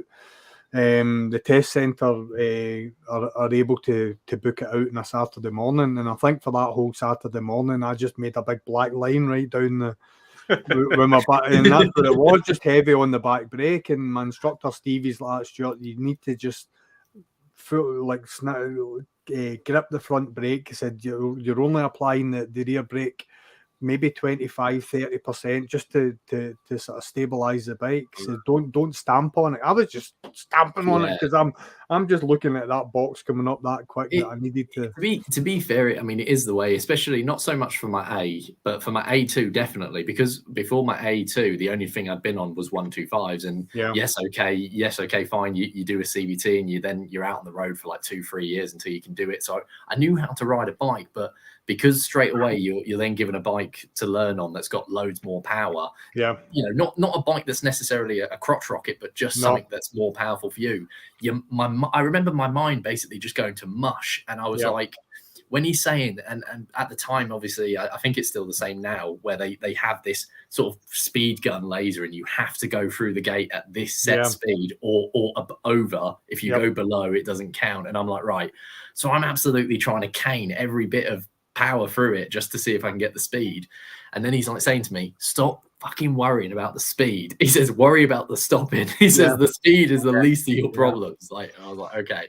And it does, like you say, the amount of times I'd get through the gate, do the swerve, and then I would just literally, he'd see my body just go bang like that, because I've just broke as hard as I can. My nemesis was the figure 8. Really? I could see, like, just basically we would set it up in the yard when we would go in, and basically before our actual timed lesson, because it was like 2 hours, my lessons were on a block. So I think to do the direct access, I did 6 lessons in a 125. We then transitioned onto a Suzuki Van, which is the wider tyres, fatter tyres, still a 125, bigger frame. So it kind of sort of gets you used to the fact of having that sort of the bigger wheels and whatever under you, and then onto the R5. And what they used to do was they used to set the figure 8 up in the yard. So before Stevie, who was my instructor, was ready, they just used to say, on you go, do it. And I figure 8, no problem. Test situation. No, really, just I kept on, and it was. I think it was my third go at Mod 1 before I got it. And I would say my low speed manoeuvring now is probably the best attribute I've got in my riding, which is weird. And I think that was because when I passed my test in 2009. I did a lot of motorway driving, but it was a lot of filtering. Yeah. So you're basically riding low gear, riding the back brake, slow control, observation, looking to see who's going to kill you.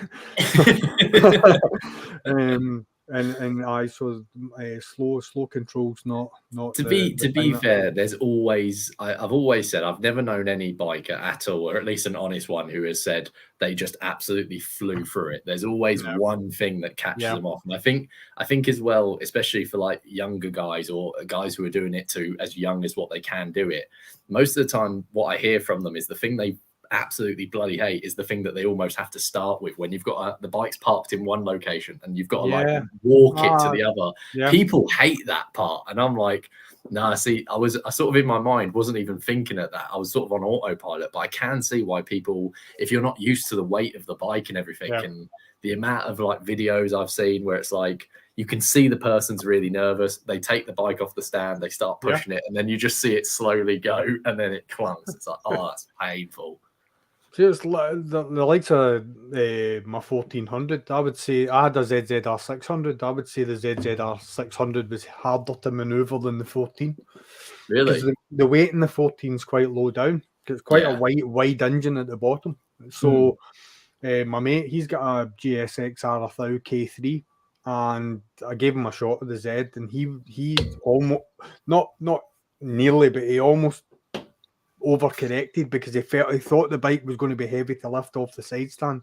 Yeah, and I could see him sort of leaning forward as the bike went faster than he thought, and he's like, "My God, that's light." I said, "It's light, but try and stop the thing." Yeah, it's not light then. No. There we go. So, new challenge then. I think we should all go out and just book ourselves a CBT just for the laugh of it. I don't know whether I can embarrass myself on the internet like that. Well, my missus keeps talking about doing it, so maybe I should do it with her. That could be fun, couldn't it? Oh, do it. That would be a great video. That would. But she talks the talk, and then she'll be like, "No, I can't do it." Nah. Is she? She's not planning to do it at this time of year, is she? Tell me No, she's at least no. planning it down. I was going to say, at least wait till. I think we need to have a word with Guy and just say to him, can we come up the test centre and just Do you know what? Guy would he'd be well up for that. He'd be like, yeah, cool, cracking down. He'd just have a bunch of blokes with cameras falling off everywhere. It'd be like a fucking graveyard by the end of the day. Well, a little 125. That'd be great. The 30 mile an hour round the corner with the knee down like that. Titanium sparks everywhere. Like. Yeah. This is the thing as well. Go down the road. Come on. You'd probably be all right, Rev, because they'd probably say, yeah, we couldn't do it on our own bikes. We'd have to do it on like a 125. And I have to admit, my brain would go sort of the way it was when I got off the littler bikes to the big bikes. It would be the same going backwards. I don't think I'd know. I'll tell you what I ought to do. We've got a loan bike. I ought to do it on a twist and go scooter. We've got a pink tightening. Oh, yeah, I'll do it on that. Yeah, but if it's a pink Titan, I won't mind. I'll just keep the throttle pinned and I'll just lean it. You know what I mean? It has to stick. It has to stick. My CVT bike that I had for 2 years was a Kawasaki 100 RS, but it was an Indian import, so it was a Bajaj. So that's awesome. Yeah, but I wasn't really into it. It's weird because I did my CBT, but it was more just to get me to college and stuff like that. So I wasn't really bothered about what bike I had. And now when I look back, I think, God, I'm just like a right old twat on that bike. I'll tell you what, there's a really good, I was trying to find it. It popped up on my TikTok, and by the time I'd refreshed the screen, it had disappeared. But it's a load of guys at a bike meet, and the guy's got his nice little 650 there. And he turns around, he's chatting away with his mates, and the guy comes behind and moves his bike, and he turns, throws his leg over, and there's nothing there, and he's straight on his ass. We're talking about our bikes. I've just put on my Instagram my granddad's Norton with a sidecar in it. It just looks incredible. Oh, bloody hell. But in them days, everyone had sidecars because they couldn't afford cars. Yeah. Mm. I'll tell you something that me and Red have always considered, and I think as we get older and we get probably boring, if you will, I think we're going to do it. We really want to do sidecar racing. You know, like when you got one guy who's got a lean off the pitting thing. Yeah. Off-road or on-road? I'd love doing that. I'd love to do it. Although I was a bit less keen. Sidecars, just mental. Yeah, I know. I got a bit less keen on the idea when we spoke to. Basically, we went to a sidecar race, sort of GP weekend, and we spoke to one of the guys, and he said, "Yeah, man, definitely recommend it. Go buy a little project bike. You know, get all the material and everything like that." It goes, "You're taller than him, so you'd be in the sidecar." And straight away, I was a bit like, "Right, well, that's it now. I'm not too keen on the idea because those blokes are like on the ground." Exactly. There we go. So that one was my very first. That was the one I actually took my test on. That was my dad's old Bantam. That is awesome. That. Yeah, he hasn't got it anymore though. I was going to say, I don't suppose you still have that knocking around, do you? No. Rev, was that the day before the test? No. Wish it was. Where's the other one? I've got to find this other photo. Because oh god, he had two, but one he smashed up the first one and bought that one. But the one that he smashed up, because I said to him I want a motocross bike, and he said to me, he said, if you want it, you can have my old smashed up bike. And I went, all right. So after I'd learned to ride his bike, let me find it. Oh bloody hell, it's such a small photo as well. Where are we? Share screen, share window, and there we go. That was me on the front, and Dad being 6'4", he used to ride behind me and then stick his feet down, and off I used to go. And then on the way back, he'd grab the bike off of me, and I'd lean it into him. But yeah, that was me riding. But when he actually busted it, should I say, I actually rebuilt the bike and turned it into my first motocross bike. And he actually hand painted my helmet with Airfix colours, which is illegal now. You're not allowed to hand paint a helmet. Oh, bloody hell. Yeah, but you should know that, Grant. That's down Manor Fields in Bletchley. Yeah. Fuck. Yeah. You are old, aren't you? It's just the more you show me, I'm like, fuck. There's probably a housing estate on that now. There is actually. Far off. Oh yeah, here we are. Boating. I want a sidecar, proper Wallace and Gromit. Yeah. Can I share something on my screen? Yeah, of course you can. Yeah, go on, bang it up, and I'll put it up for you. Oh yeah, we can present, can't we? God, look at that. Yeah, we can. Yeah, it's changed. It used to say share, but now it says present. I love how we're all doing that show and tell. Yeah. Oh, Jim, I used to live in Bletchley. Oh, bloody! Here we go. So add that in. Oh, Jesus. I just saw it on your Instagram. That is classy. I like the fact as well that the sidecar is almost its own contained box, like royalty. That is. Yeah. There was 3 seats in that. Oh, see what I mean. So my granddad would ride on there with my nan on the back, and then my mum and her 2 sisters in there. In there. That's incredible. That is. Thank Uncle Albert. Oh, yeah. Wow. During the war. So on the street, this is sort of South Croydon. So see, who, in my opinion, right? Red made a comment. Rev made a comment earlier about if he was prime minister. If I was prime minister, I would completely demolish cars, and I'd use all the material to make more bikes and sidecars like that, and say there's no need for a car anymore. Yeah. You can just have that. That is awesome. What a family wagon that thing is. Yeah, that's amazing, isn't it? But that was it. My other granddad used to make his own sidecars, so he made one for my mum's dad. That was the one that he made, and the wheel on the outside was based on a pram wheel, and he just beefed it up with a bit of steel. So awesome. Yeah. Back in the day. But then when you look at that era as well, that's the era when like a lot of troops were coming back from the war and stuff like that. There was a lot of sort of extra ex-military sort of equipment lying about, and that's how the whole Streamliner motorbike racing on the salt flats, the Streamliner, because it was old aviation fuel tanks from planes, and they would basically fit it over the bikes and run them in the straight line. It's one of those, isn't it? Because the war's over, you've now got your freedom, if you will, back, and you've got all this material now just lying around, and it's what can we do with it? Well, there you go. Because that's how like the military were selling all the Harleys. That's how Harley became. Everyone ended up owning a Harley, and then the materials that they had, they customized them whatever way they wanted. It made them such a brand that they are now. It's just awesome, isn't it?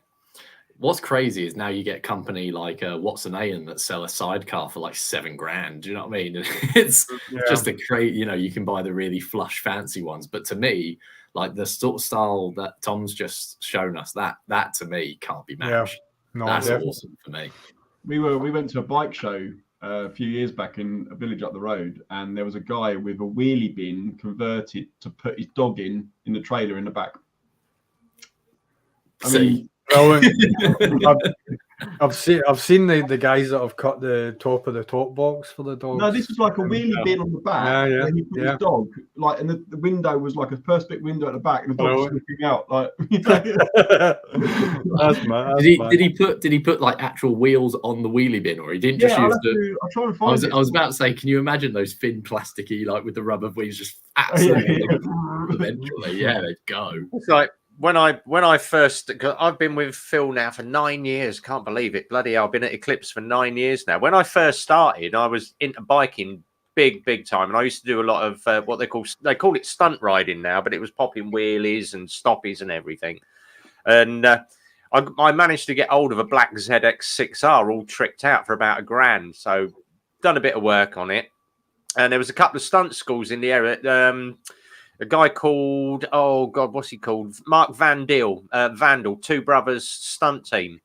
Knew him quite well. And there was one in Silverstone called Stowe Stunts. So the guy at Missions, Marcus, was at Stowe Stunts as well. And he said to me, oh, you ought to come along. We do loads of charity work. We ride at Santa Pod, popping wheelies and that. And he phoned me up on this weekend. I was at Eclipse, and he said to me, oh, we're doing Brackley Festival of Speed next week. And I went, what's that? He said, oh, Brackley Town Centre, they do a festival of speed up and down the high street.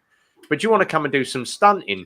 Now, the missus never knew that I was going out stunt riding. Oh, I'm just going out for the weekend, just going to go out for a bike ride. Oh, right, yeah, no problem. I'll go to Super Sausage, like I normally do. I ended up going to Brackley, and I said to me, mate, we're doing stoppies going down the hill and then pop a wheelie. I do one called the Jesus Christ. So you pop a wheelie, stand the bike up, pop the wheelie, pop the wheels down, and then you sit yourself on the tank over the handlebars, and then pop a wheelie sat over the handlebars. Now, the trick is, we call it the Jesus Christ, because you pop the wheelie, you lock your throttle and put your hands out quick. If you get it wrong, you're under the front end or you're bailing off the back end. So I managed to get the wheel up, didn't do the full arms out, but dropped the bike down. But you had on the... you had a motor on the side stand, so you could hit the button next to the clutch lever and it lock your side stand down. So all you got to do, hit the kill button, drop the bike, step off the front, and the bike's all automatically held on the side stand. So, of course, does me wheelie, does me stoppy. And I had a black craft visor back then, so I popped up my black visor. Thank you. Looked straight into the eyes of my mother. And oh, shit. She'd come down the pits and she went, is Dave here? Yeah, he's over there. And she went, does your missus know you're doing this? No, and you don't mention it. Well, either you tell her or I tell her. I sat her down for breakfast the following Sunday morning and said, I'm not going to Super Sausage. I've made you breakfast. What's up? Well, I've got a little confession. What? Well, you know, I've been going to Super Sausage on a Sunday. Well, I didn't go to Super Sausage last Sunday. I did sort of something different. What's that? Well, I've been cheating slightly. Slap. I'm going to kill the bitch. I'm going to kill her. It's not a bitch. It's a bird. It's not a bird. It's a bike. And she went, why? And I showed her the video and she went, why didn't you tell me? Because you'll be afraid that I fall off or I'm risking myself. Well, you ride a bike very, very well. All right. And I've got total faith in you. If you come off, it's your own stupid fault. But the following week, she actually come out and watched me at Santa Pod and she said, I said, did you like it? She went, no, it was bloody terrifying watching out for you. I was scared shitless that you would fall off. And she actually took the photo, which happens to be me on the ZX7 9 years ago. And it's that one on the back seat. Oh, and wow. that frightened the bloody life out. I was only doing about 50 mile an hour, but it was a high speed wheelie. And she said, I don't know how you fell off the back seat. I said, the back seat's got a dirty, great big hole where you stick your foot through it. But yeah, that was me popping a wheelie 9 years ago. On the ZZR then? On the GTR, I haven't tried it. I can get the front. I've had the front wheel up on the GTR, and it's frightening. especially when it comes. box. That's probably why I've blown my fork seals as well. I found a picture of the. Who wants to see the wheelie bin? Yes. Yeah. Go on, bang it up. Yeah. Oh, hang on a minute. Hang on. Who'd think I work in computers? Right. See, there's the wheels. Right, here we go. Like that is freaking awesome. And do you know what's funny? Think of the money he has saved. Look at that. That is classic, isn't it? That is really good. You've got a little dog bowl there, so dog don't go thirsty. There you go. And you got look at that. That is a homemade work of art, isn't it? You just got to remember it's there though, ain't you? Oh, that'd be the thing that would terrify me. Do you know what I mean? Yeah, forget throwing it into a corner and then just the whole bike flopping over. Yeah, as that goes. Pulling out of a junction when you've just got enough room for the bike.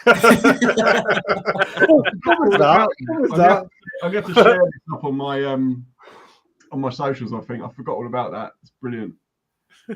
Oh, you're gonna have to. Can you imagine filtering when every so often the gap's just a little bit smaller, so you do a quick left to right, so that gets caught in a wheel arch or something. It's insane, isn't it? Absolutely. Oh, that is awesome. That is just nuts. Yeah, it's brilliant. Think of the money though. Absolute save a load of money on that, wouldn't you? Yeah, like I say, what's an A and want about $7 grand. Yeah, if you made it a bit longer, you ain't got to take a tent with you, have you? When you go camping. Yeah, but getting in and out of it wouldn't be very nice and easy, would it? You'd have to sleep literally like that. It's true. You do have those caravans, don't you? The small caravans that you see being towed behind the gold wings. Yeah. Mm. Yeah, but the gold wing itself is a bus, so it doesn't really count. But then you've got obviously Dave the sidecar dog anyway, who's a bit of a celebrity now. Yeah. And what I love is when we met Dave. Harry 702's just said about that he's seen that at Langport, which is one that I go to quite a lot, but that was just up the road, in a village up the road from me. So yeah, that is awesome. Yeah, it's pretty cool. There's mental bikes at that Langport bike night that turn up. They're awesome. It's interesting, isn't it, when you see some of the wacky ideas that people have done. You always just think, I don't even know what I'd have had to have been doing to have thought of that. Do you know what I mean? Well, there's a guy that goes to bike night. He's about 7.5 foot tall, genuinely, and he's built his own bike because he doesn't fit any bikes. So he's built a bike based on a VW Boxer engine, but he's a bit shy because I approached him and said, "Oh, do you fancy doing a thing on YouTube?" And he was like, "No." I was like, "Oh, right." But yeah, built this bike from scratch. It's got a pulley system. It's got like a multi-chain system. It's amazing. But yeah, that's a bit like Craig's mate, isn't it? Goose Customs. Because Goose, he's on the Motorrev site. Where are we? Goose Customs. He's on Facebook. If you just go onto Google and type Goose Customs, he's part of the Motorrev boys. But he does some really, really good stuff like rebuilding swing arms and modding his bike. He's built a bike entirely. Let me find. There we go. I found the photo. Right, let me go back onto my StreamYard link. I'll share up this bike. He's done so many videos on this bike, and it is absolutely full on nuts. Facebook. There we go. So that's Goosey's bike that he's built. Oh wow! Mm-hmm. And that thing is literally steampunk. It's that's it. That's the word, steampunk. Yeah, but it is road legal as well. Yeah, it's fully road legal. But yeah, he's on Facebook, Goose Customs. Yeah, but he's one of Craig's mates out the Motorrev community. Look at the monoshock. Put it on top. Yeah. Using a rear monoshock for the front suspension. That's clever. Yeah, but he's done it so that he doesn't actually sit on the bike. His wife sits on the bike. He drives it from the sidecar. Oh, yeah, that's the steering wheel. Imagine just being able to do that. Imagine just being able to have your imagination and skills to just do what you want. It's brilliant. Yeah. But you imagine driving down the road as people are looking at the bike and there's no rider on the bike, just someone sitting in the sidecar. You're some disabled customs, don't you? Where they actually sit in the sidecar and ride the bike from the sidecar almost. It's pretty clever. Yeah. You're always limited as your imagination. Do you know what I mean? It's like obviously you've got to have the skill to build it, but I mean, if you we had a what was it, Vauxhall Astra estate in yesterday, and he brought it in, got a leaky rocker cover gasket. I said, "Oh, I'll just park it round the bike, round the back," and he went, "Yeah, here's the keys." Got in it, went to start the car, and I went, "I can't move it." And he went, "Why?" I said, "Where's the bloody throttle pedal?"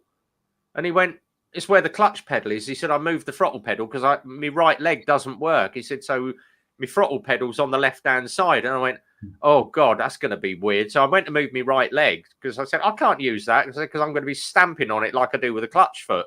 And he went, "Oh, hang on." He leant under, shoved it up and pulled the right-hand one down. He went, "Hey, your throttle's on the right." He said, "I've got 2 throttle pedals." He said, "So you can actually," and he modified that himself. He said, "It's all been checked over by a mechanic and a disabled centre." He said, "I actually fitted it myself." I was like, "Bloody Kevin," but he's got 2, and he can flick one throttle pedal up out the way and it lets the other one down. And as soon as he pushes one up, the other one comes back down. He said, "You'll never have 2 pedals at the same time. You will only have one or the other." But very clever how he did it. I found that other bike. Do you want to see it? Anyone interested? Yeah, go for it. Go for it. Cool.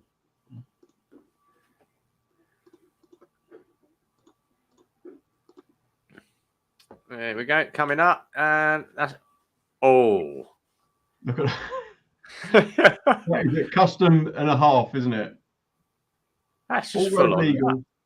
But it's huge. It's absolutely massive. It's like an absolute bus. And the guy's just made it from scratch to what he wanted. He's made loads of bikes apparently, but yeah, this is his current one. But yeah, it just looks mental, doesn't it? God, you'd eat a few chains up with that engine, wouldn't you? I know, look at that.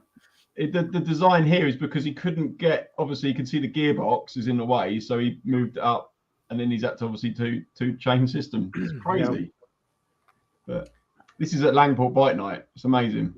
That is a really clever bit of kit. That's really nice. I mean, it's not like, you know, standard pretty bike, but it fits his needs. If you can't find a bike that fits you, what are you gonna do?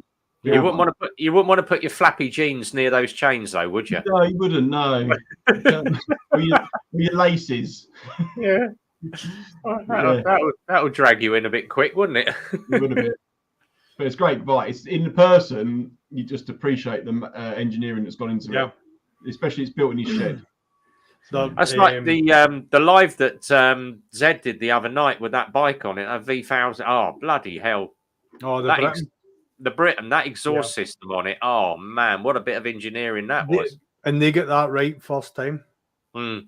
What they said was, with every iteration of the bike, they tried to modify the exhaust, and when they took it onto a dyno, they couldn't get any more power out the bike with any other iteration of the bike, the exhaust, other than the original.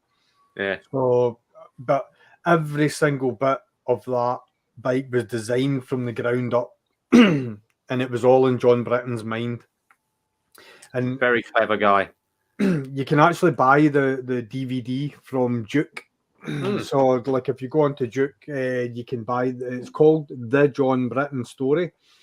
And while he was doing all this with the bike, and he was competing against Ducati and all the top manufacturers at Daytona, and beating them, convincingly beating them, ridden at the Isle of Man TT as a handmade, home-built bike, finished and completed the races that actually started. He was building and designing his own house at the same time. The man was just an absolute genius when it came to, and if he didn't know how to do it, he taught himself.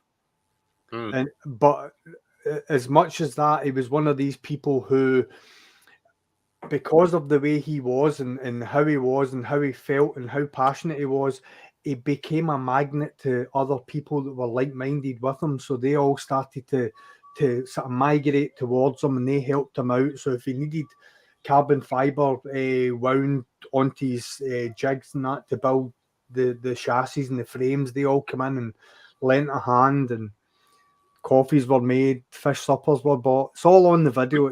It's honestly, it's an amazing thing. I've started watching the first part of it, but it was like, Jesus Christ, where they're actually introducing the bike on that stage, and I'm like, when he's talking, geez, some of the stuff that he goes into, and you're thinking, how eccentric is this guy? But he's bloody clever. He's like sort of the Bill Gates of Microsoft. Yeah, I mean, absolutely. It was a revolutionary. I mean, the whole front end. No other bike manufacturer was building a front end like that, because there were no forks with sort of linear movement. It was all done on an axis, and it was basically like a monoshock that sat right underneath the triple trees, which you couldn't see when the fairings were built. And then the rear suspension basically worked on a pivot as well, and the rear monoshock was actually at the front of the bike. The radiator was under the rider's seat at the rear pod. A lot of the ducting was actually within the fuel tank, so it was all carbon fiber, and the ducting, you had the ram air that went into obviously into the carburetors, and then you had also the airflow that went round the side of the tank and down into the radiator, which was all molded into the chassis. It was just the thought that went into it was unbelievable. And even the way the shape of the front mudguard went up, and then it curved up at the back, and it was all to direct air into the bike. It was amazing. And there is no bike manufacturer that's actually come out and done anything like that either in the last 10, 20 years either. No, and at the end of the whole thing, they actually said to them, they said, and is there any chance that you would possibly make another one? And the answer was no, we could, but we wouldn't want to disrespect the 10 owners that own a Britton, because when they bought those bikes, we promised them that we wouldn't manufacture any more. So as far as the boys that were on discussing and talking about the bike that were quite closely linked to John Britton, basically, as long as they're alive, there'll never be another Britton manufactured, which is a sad thing. It really is. It's a sad thing. But one of the good things about it is the family actually owns one. Oh, that's good. One of the bikes is within the Britton estate, and it was funny because when I was watching it originally, it came up online because every now and then somebody posts the John Britton story on YouTube, but obviously the Duke, who own the rights to it, obviously must copyright strike, and it gets taken down. So I go on and I check out YouTube all the time for the John Britton story, just so that if it's there, I've got a program called Clip Grab, and I can grab the thing off so as I could watch it. And this come up, which was the most recent thing about the Britton, and it was absolutely brilliant. And I showed my son, and I said to him, if I won the lottery and I had the opportunity to buy a Britton, what I would do is I would buy a Britton, but what I would do is I would legally have it written into the contract that the Britton family owned the bike, but I got to use it anytime I wanted. Be an amazing bike to ride, though, wouldn't it? Can we talk about the new crutch rocket from BMW? The S1000RR. What do we reckon on them? I've seen it. It's not a grower on me at the moment. It probably will. I mentioned in one. I can't remember which peak your perhaps lock stuck on. He was just highlighting the point that Zed's got a wealth of knowledge. Yes, yeah. I was mentioning because obviously I've been catching up with everybody's videos this week, but I did say that obviously Andy's got a BMW tractor, so has Gus. Lockwood's now got his CRF 1100 Africa Twin. But why haven't Kawasaki? Because obviously you've got Honda, you've got Yamaha that do the Tenere. Apart from the Versys, and I don't rate the Versys as an adventure bike. Kawasaki need to get out and do something like a 1200 or 1400 cc adventure bike. or Well, even something with 1,000cc that's supercharged, but come out with a decent adventure bike. There is nothing in the Kawasaki market. Even have done it, haven't they, with their V-Strom? They've actually made a proper adventure bike that will be coming out next year. So, I mean, but the I don't really understand why we need sports bikes these days. You can't use them, and the S1000RR is basically a computer with a massive engine in it anyway.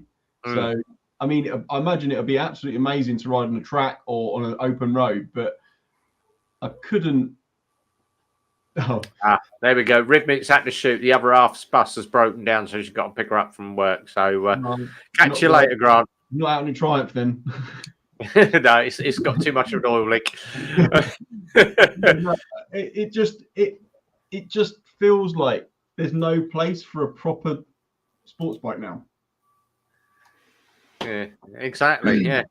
There's not many places, you know, you can ride a sports bike apart from tracking it or the odd blip down the dual carriageway or the twisties and that. But an adventure bike, that's why I came off the ZX7, because they're the most they are uncomfortable to ride. After a while, you're going to do what, 30-40 miles before you need to have a break because your wrists are killing you, your back hurts because you're constantly bent. It's unnatural to be bent over a bike, and you think the amount of hours that MotoGP riders spend in the gym just to tone themselves up. They spend 90% of their week in a gym toning their muscles up so they can ride for an hour. I can categorically tell you right now that come April, I'll not have the two bikes that I've got. Yeah, I'm not saying any more than that because I don't want to tempt fate, but I categorically won't have them. Even with the new handlebars on my bike, they're slightly higher and a bit wider, so there's not as much weight on your wrists. And on the original ones are quite low down and they're quite narrow, so you get you get pressure on your shoulders and on your wrists. So after an hour and a half, you're feeling it across your chest, across your back. Now I've got the Renthals. They're slightly higher. You've got much more control. Yeah, I feel like you're not. You hit a bump, you're not going to be ripped out your hands. It's so much better. You see, see when I'm riding the ZZR, I use my core. I don't. My hands on my bars are very, very loose.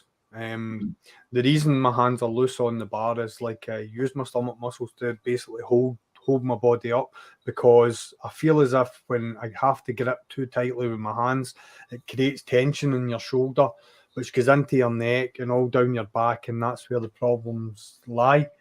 I know I'm on the ZZR forum, and I know that a lot of people, the first thing that they do when they buy the ZZRs, put 40mm or 25mm risers on them just to eliminate exactly what you're talking about. Because even going to the extreme, as my mate's got a GSXR 1000 K3, and I rode that. We swapped bikes, and after an hour, I said to him, listen, you're going to have to give me my bike back. And he's like, how? Because I had shooting pains going over my shoulders and down my back, because I felt as if I was basically leaning on the bars. It's that.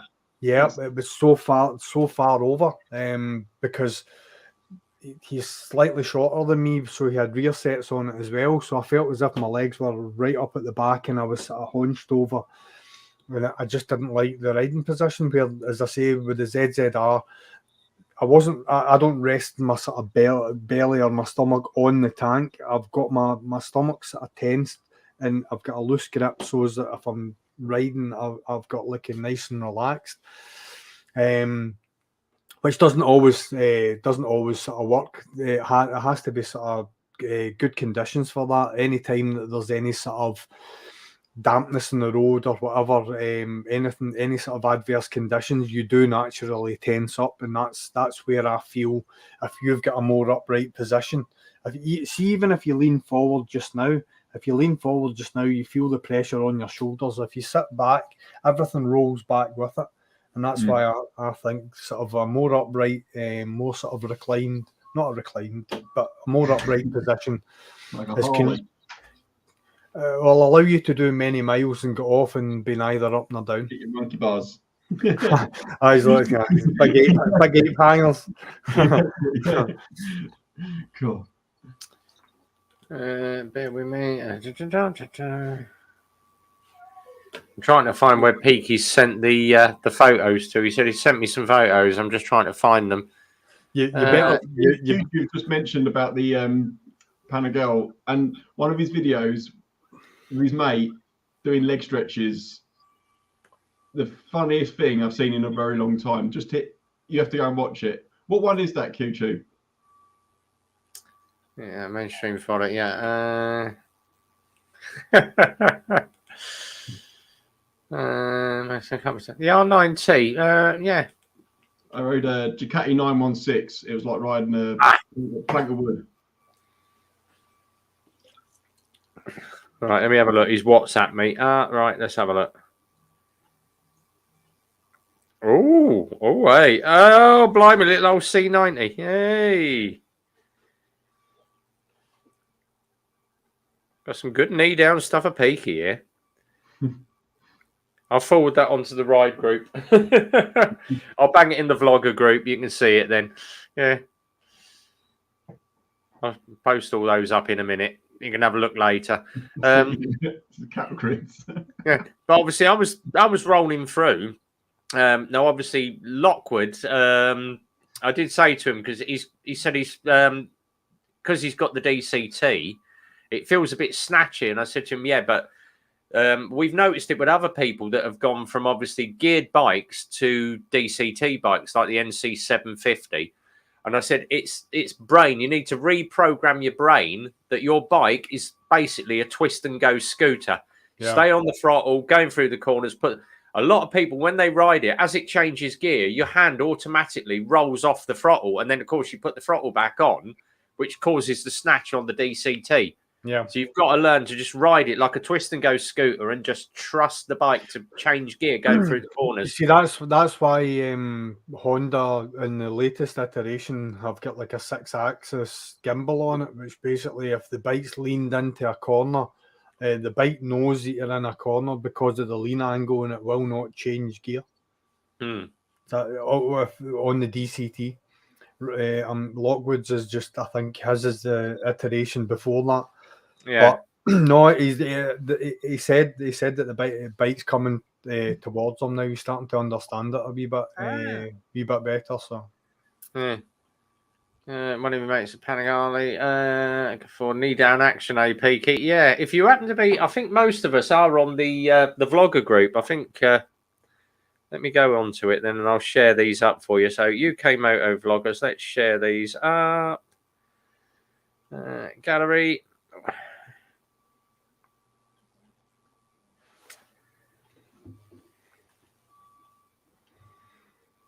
I haven't been on the bike for a while because the flipping regulators died. I bought one of those. Oh, what's it called? It's got the gel mat. See the gel mat fiber battery. It's a Motorbike, Right. and it's you have to get a digital charger for it. Okay. So yeah, I thought the battery had gone, but I had to do a little bit of quick learning and then realised that the regulator looks like, but the regulator is on the front of the bike and right from the engine, so it just gets all the crap. And I took it off the bike, and as I pulled it off, literally a load of rusty water just fell out of it. I was like, oh, that's dead. I didn't even bother testing it. So I ordered one in, but because of the postage at the moment, it's taking forever to come through. But it's just so annoying. Grace just said here, 1000cc supercharged adventure bike Kawasaki. It'd be like a 1250 GS on steroids, exactly. But but if you could gear down the power for when you're off road, brilliant. But then when you're on the motorway, just full power, gone. It'd be like the Ducati Multistrada. That's about 180 brake horsepower, isn't it? Yeah, exactly. Yeah. Multistrada is a very, very good bike, actually. The new one, they're actually coming out with a bigger tank now, aren't they? For proper 30-litre tank. The rally. See adventure bikes. How much do you compromise with regards to? Do you go for road off-road tires? Do You know, it's like Epic Adventure bike. The guy who rides the GS Epic Adventures, I think he's called.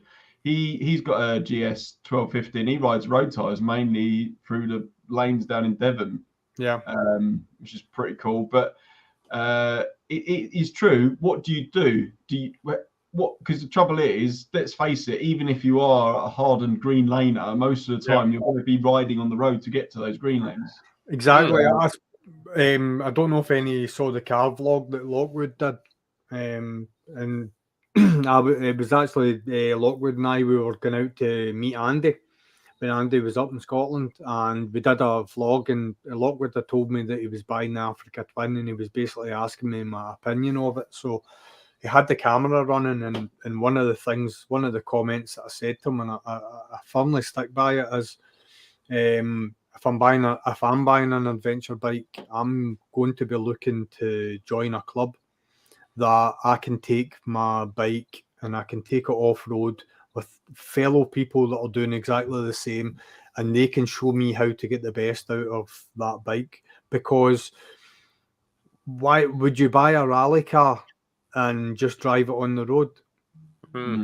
You know, you want to put it into the mud. You want to test it in every single sort of environment that it's designed to be on, as far as I'm concerned. Because, I mean, like the likes of up in Scotland, we have got so many forestry roads that that you couldn't get up in sports bikes. But and I was talking to Lockwood about that as well. They will be accessible to adventure bikes even through the winter, because during the winter the logging trucks can't get up them, but we can if we were to have adventure bikes. So it's something I'd like to do a bit of green laning. I did the ABR 2021 and that was such good fun. And I've sort of been, that'll give you an idea about my next bike, but I've sort of been looking at a second bike that does it all. It doesn't have to be a big bike. It doesn't have to be a big engine or anything like that. But where I live down in Somerset, there's no green lanes in Somerset. You'd think there would be, but it's all in Devon.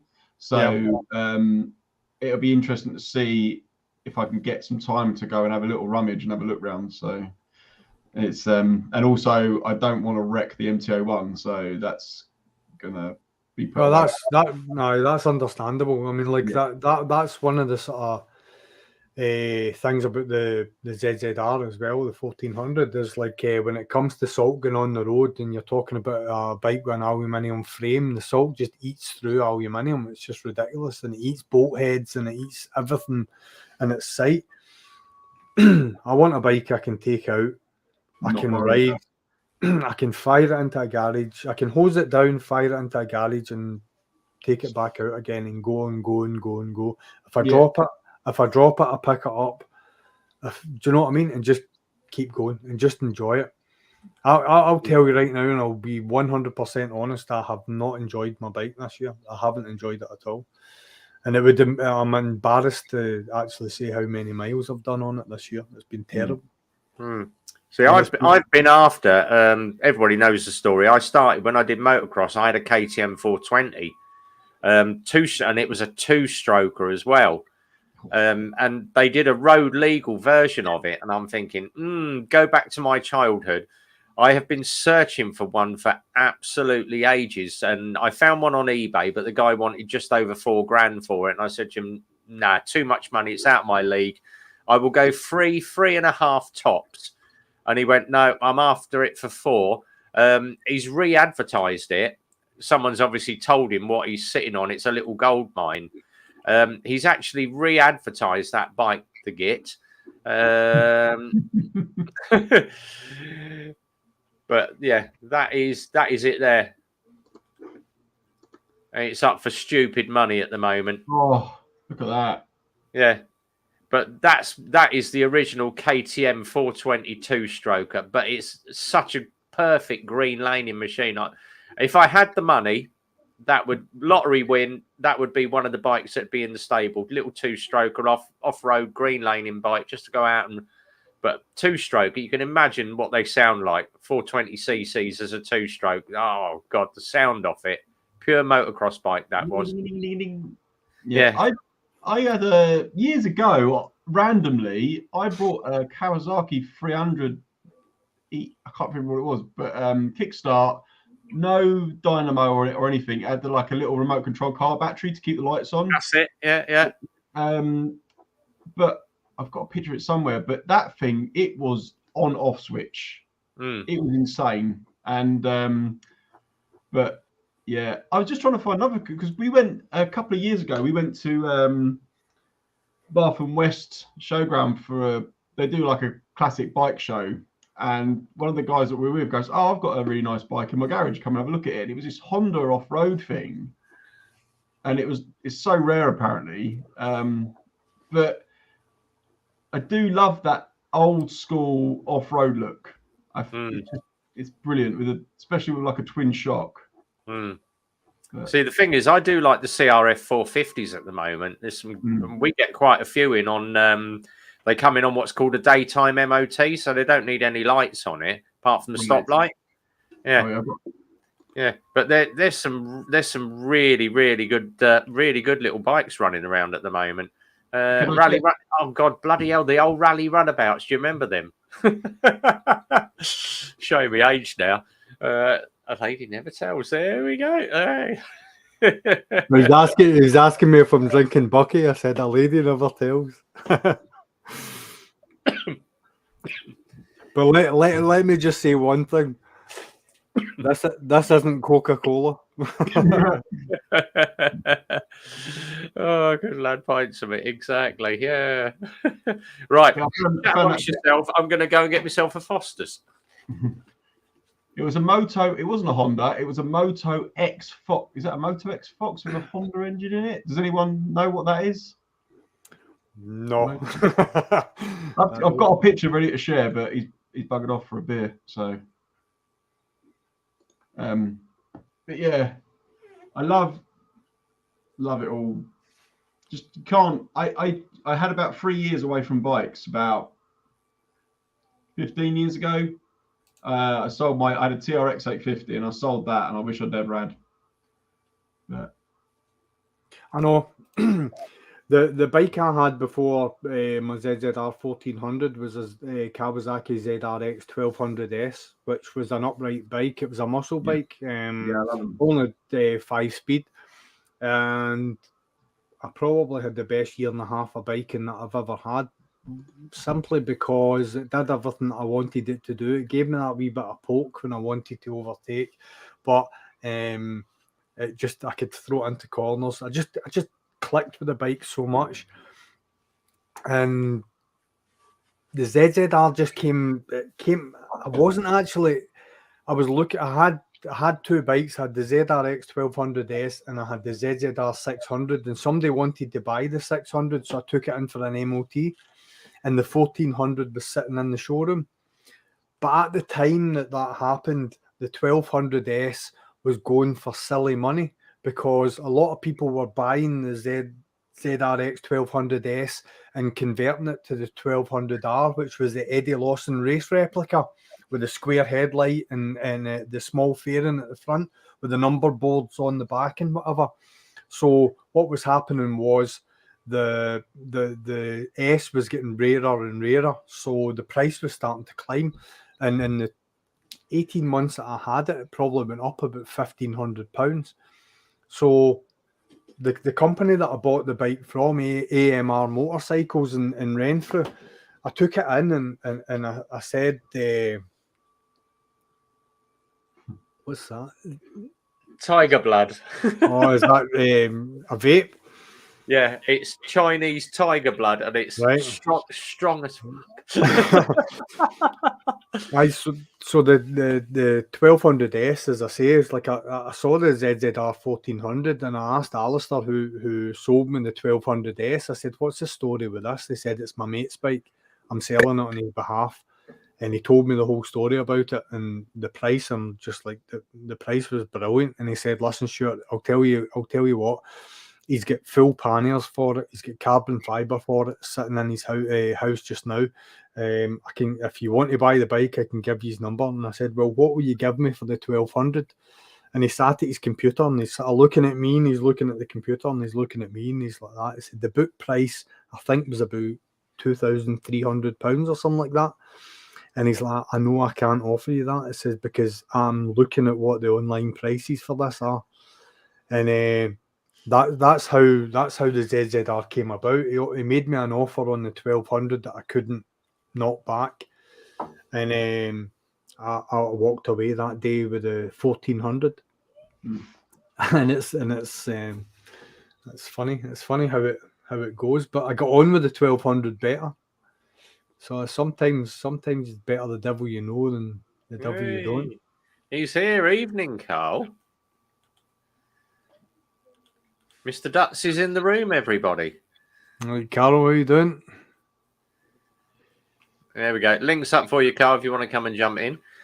Carl's actually done the Rev Bomb Challenge for me. Yay. He managed to find the only bridge in Yorkshire that he could get a Rev Bomb in under.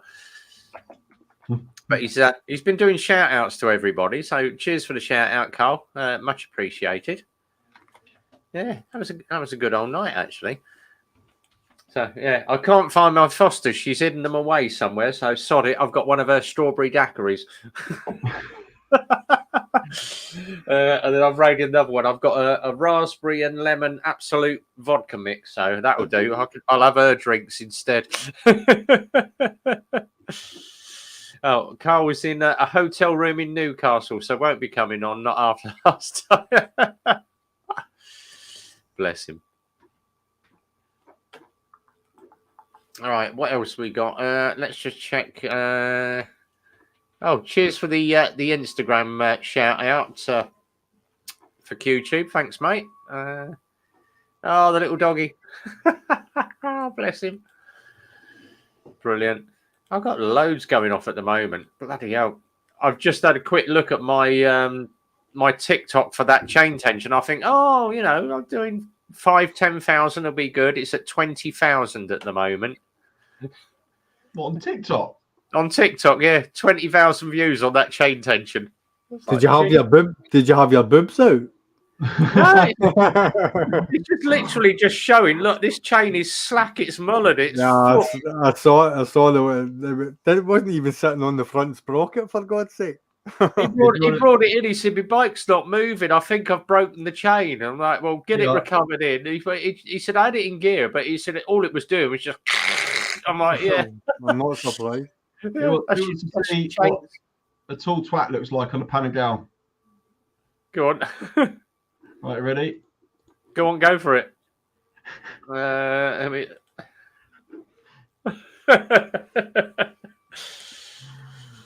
I couldn't even get my feet up on my toes, so I just had to sort of rest them flat down. Yeah. Oh, Jesus. Too small. And that's a good thing about like the likes of Motorcycle Live. You can just sort of jump on and you're like, that's nope, just score that one off. Nope, score that one off the list. And they're like, how do you like it? Do you like the car? Nah, mate. Yeah, we did it. What was it when just before COVID kicked in? So I think it was the 2020 bike show that we did in Birmingham, and we went up on the Kawasaki stand because obviously I'd got the standard. They've got the ZZR on there, and I'm like, great. Some bird in a bikini, get off the bike. I want to have a look at it. Take some photos. But that was, they didn't have a GTR back then, but the ZZR was what caught my eye that first time round after I got the ZZR, ZX7R. But obviously when I got mine, I went and mine is modded to hell. So I've got 50mm risers on mine. Oh, what's that? Rev's fashioned a mankini out of the chain for his OnlyFans. That'd be an idea. I'm still thinking of doing an OnlyFans page, but I'm thinking of the name. I might just call it Naked Biker or something. And just what about Rev Bum? Yeah, Red Bum. Yeah, Red Bum. I'm not going to live it down after that. OnlyFans. Rev was sniffing the seat after the bird was. Last time I went to that was the last time I went to a live show. That must have been about 2018, 2019 maybe. But before that, there used to be loads of birds in like cat suits and stuff, and now it's all politically correct, and you don't you can still get the birds there, but they're like wearing suits. See you later, Gus. I know, it's like a big baggy clothes and all that, and hoodies, and you're like, no, where's your cat suit, sweetheart? Daddy wants a cat suit. Is anybody doing it this year? What I was going actually to, but I can't get the time off because I normally go up on the Friday. Because you go up at the weekend, it's just like sardine, isn't it? We normally, because obviously we do 6 days a week, so we normally go up on the Sunday. Yeah. Right. I was actually thinking about doing it. I've yet to speak to Lockwood and Ayrshire Vlogster. Yeah, if we can do a Sunday up there, then we can bring all the boys up and just have a meet up on a Sunday. Well, what I would do is like it's an early start for us, obviously travelling down to Birmingham, but not impossible. We've done it before. Just drive down, or whatever. Obviously, with the weather, we're not going to be biking, but we'll drive down first thing in the morning. Get there for doors open, and just stay there all day. Exactly. Yeah.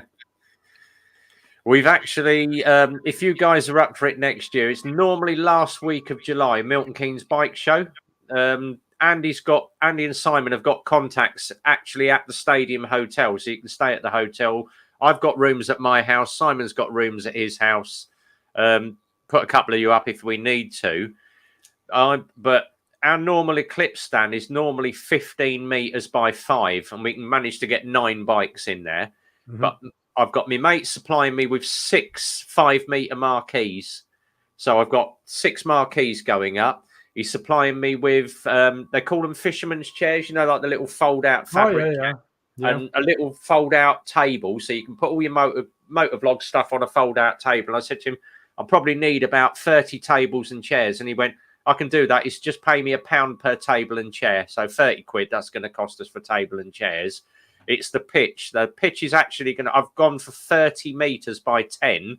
Simple reason being, we can have all the vloggers at the front and all their bikes lined up behind. Yeah. I've got a video wall going up. We've got the generator organised. I've got a PA. My mate's a DJ that's got my show, so he's going to come down and interview the moto vloggers with just their random. So we're going to say to the guys, what questions do you want to fire at you? Yeah. Or do you just want random questions?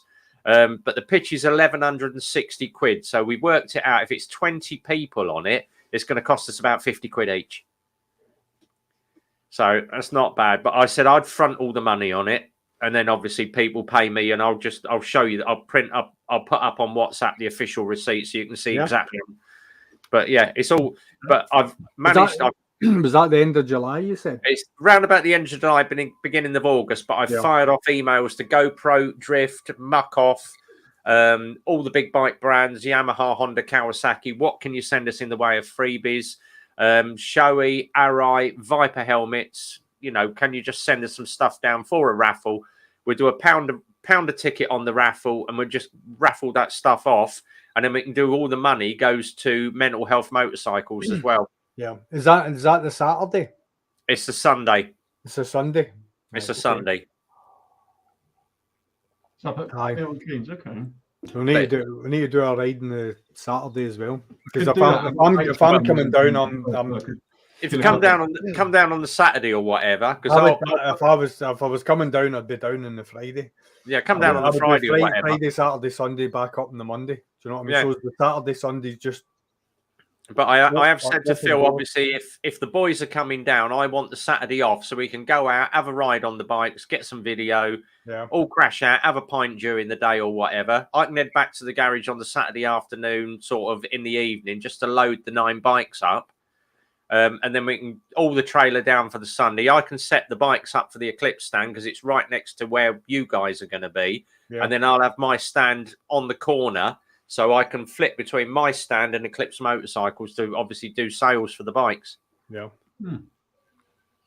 Listen, I'm quite happy to wear a thong and sell Lex motors, mate. The best bit is I don't work on a Monday, so I get the Monday off. So, yeah. Makes it nice and easy. No, cheers, BBB. I'm off now. Oh, Cole's disappearing. See, thanks for coming in, Cole. It was a quick visit. But we make a long weekend of it. We'll have a bit of fun. All the boys go out, have a meal, go out for a curry or a Chinese or something. Or yeah, definitely. That could be fun. Got to be done. Have a good old meet up. It's my 50th next year, so I mean, like, I've got. Yay. I'm planning and just whiling out on the bike. What that bike will be, who knows? But yeah, I'll be up for all sorts. And as I say, I've been talking to Ayrshire Vlogston, Lockwood, and definitely coming down is definitely in the plans. Excellent. And you'll probably know now, Haggis Whisperer. You've obviously he's been on. That's my boss. So he's not a bad old lad, I tell you. Yeah. Graham's good. And it's funny. It's funny because grab on a channel. I found Grems. Oh, aye, Graham's is absolutely mint. What a lad.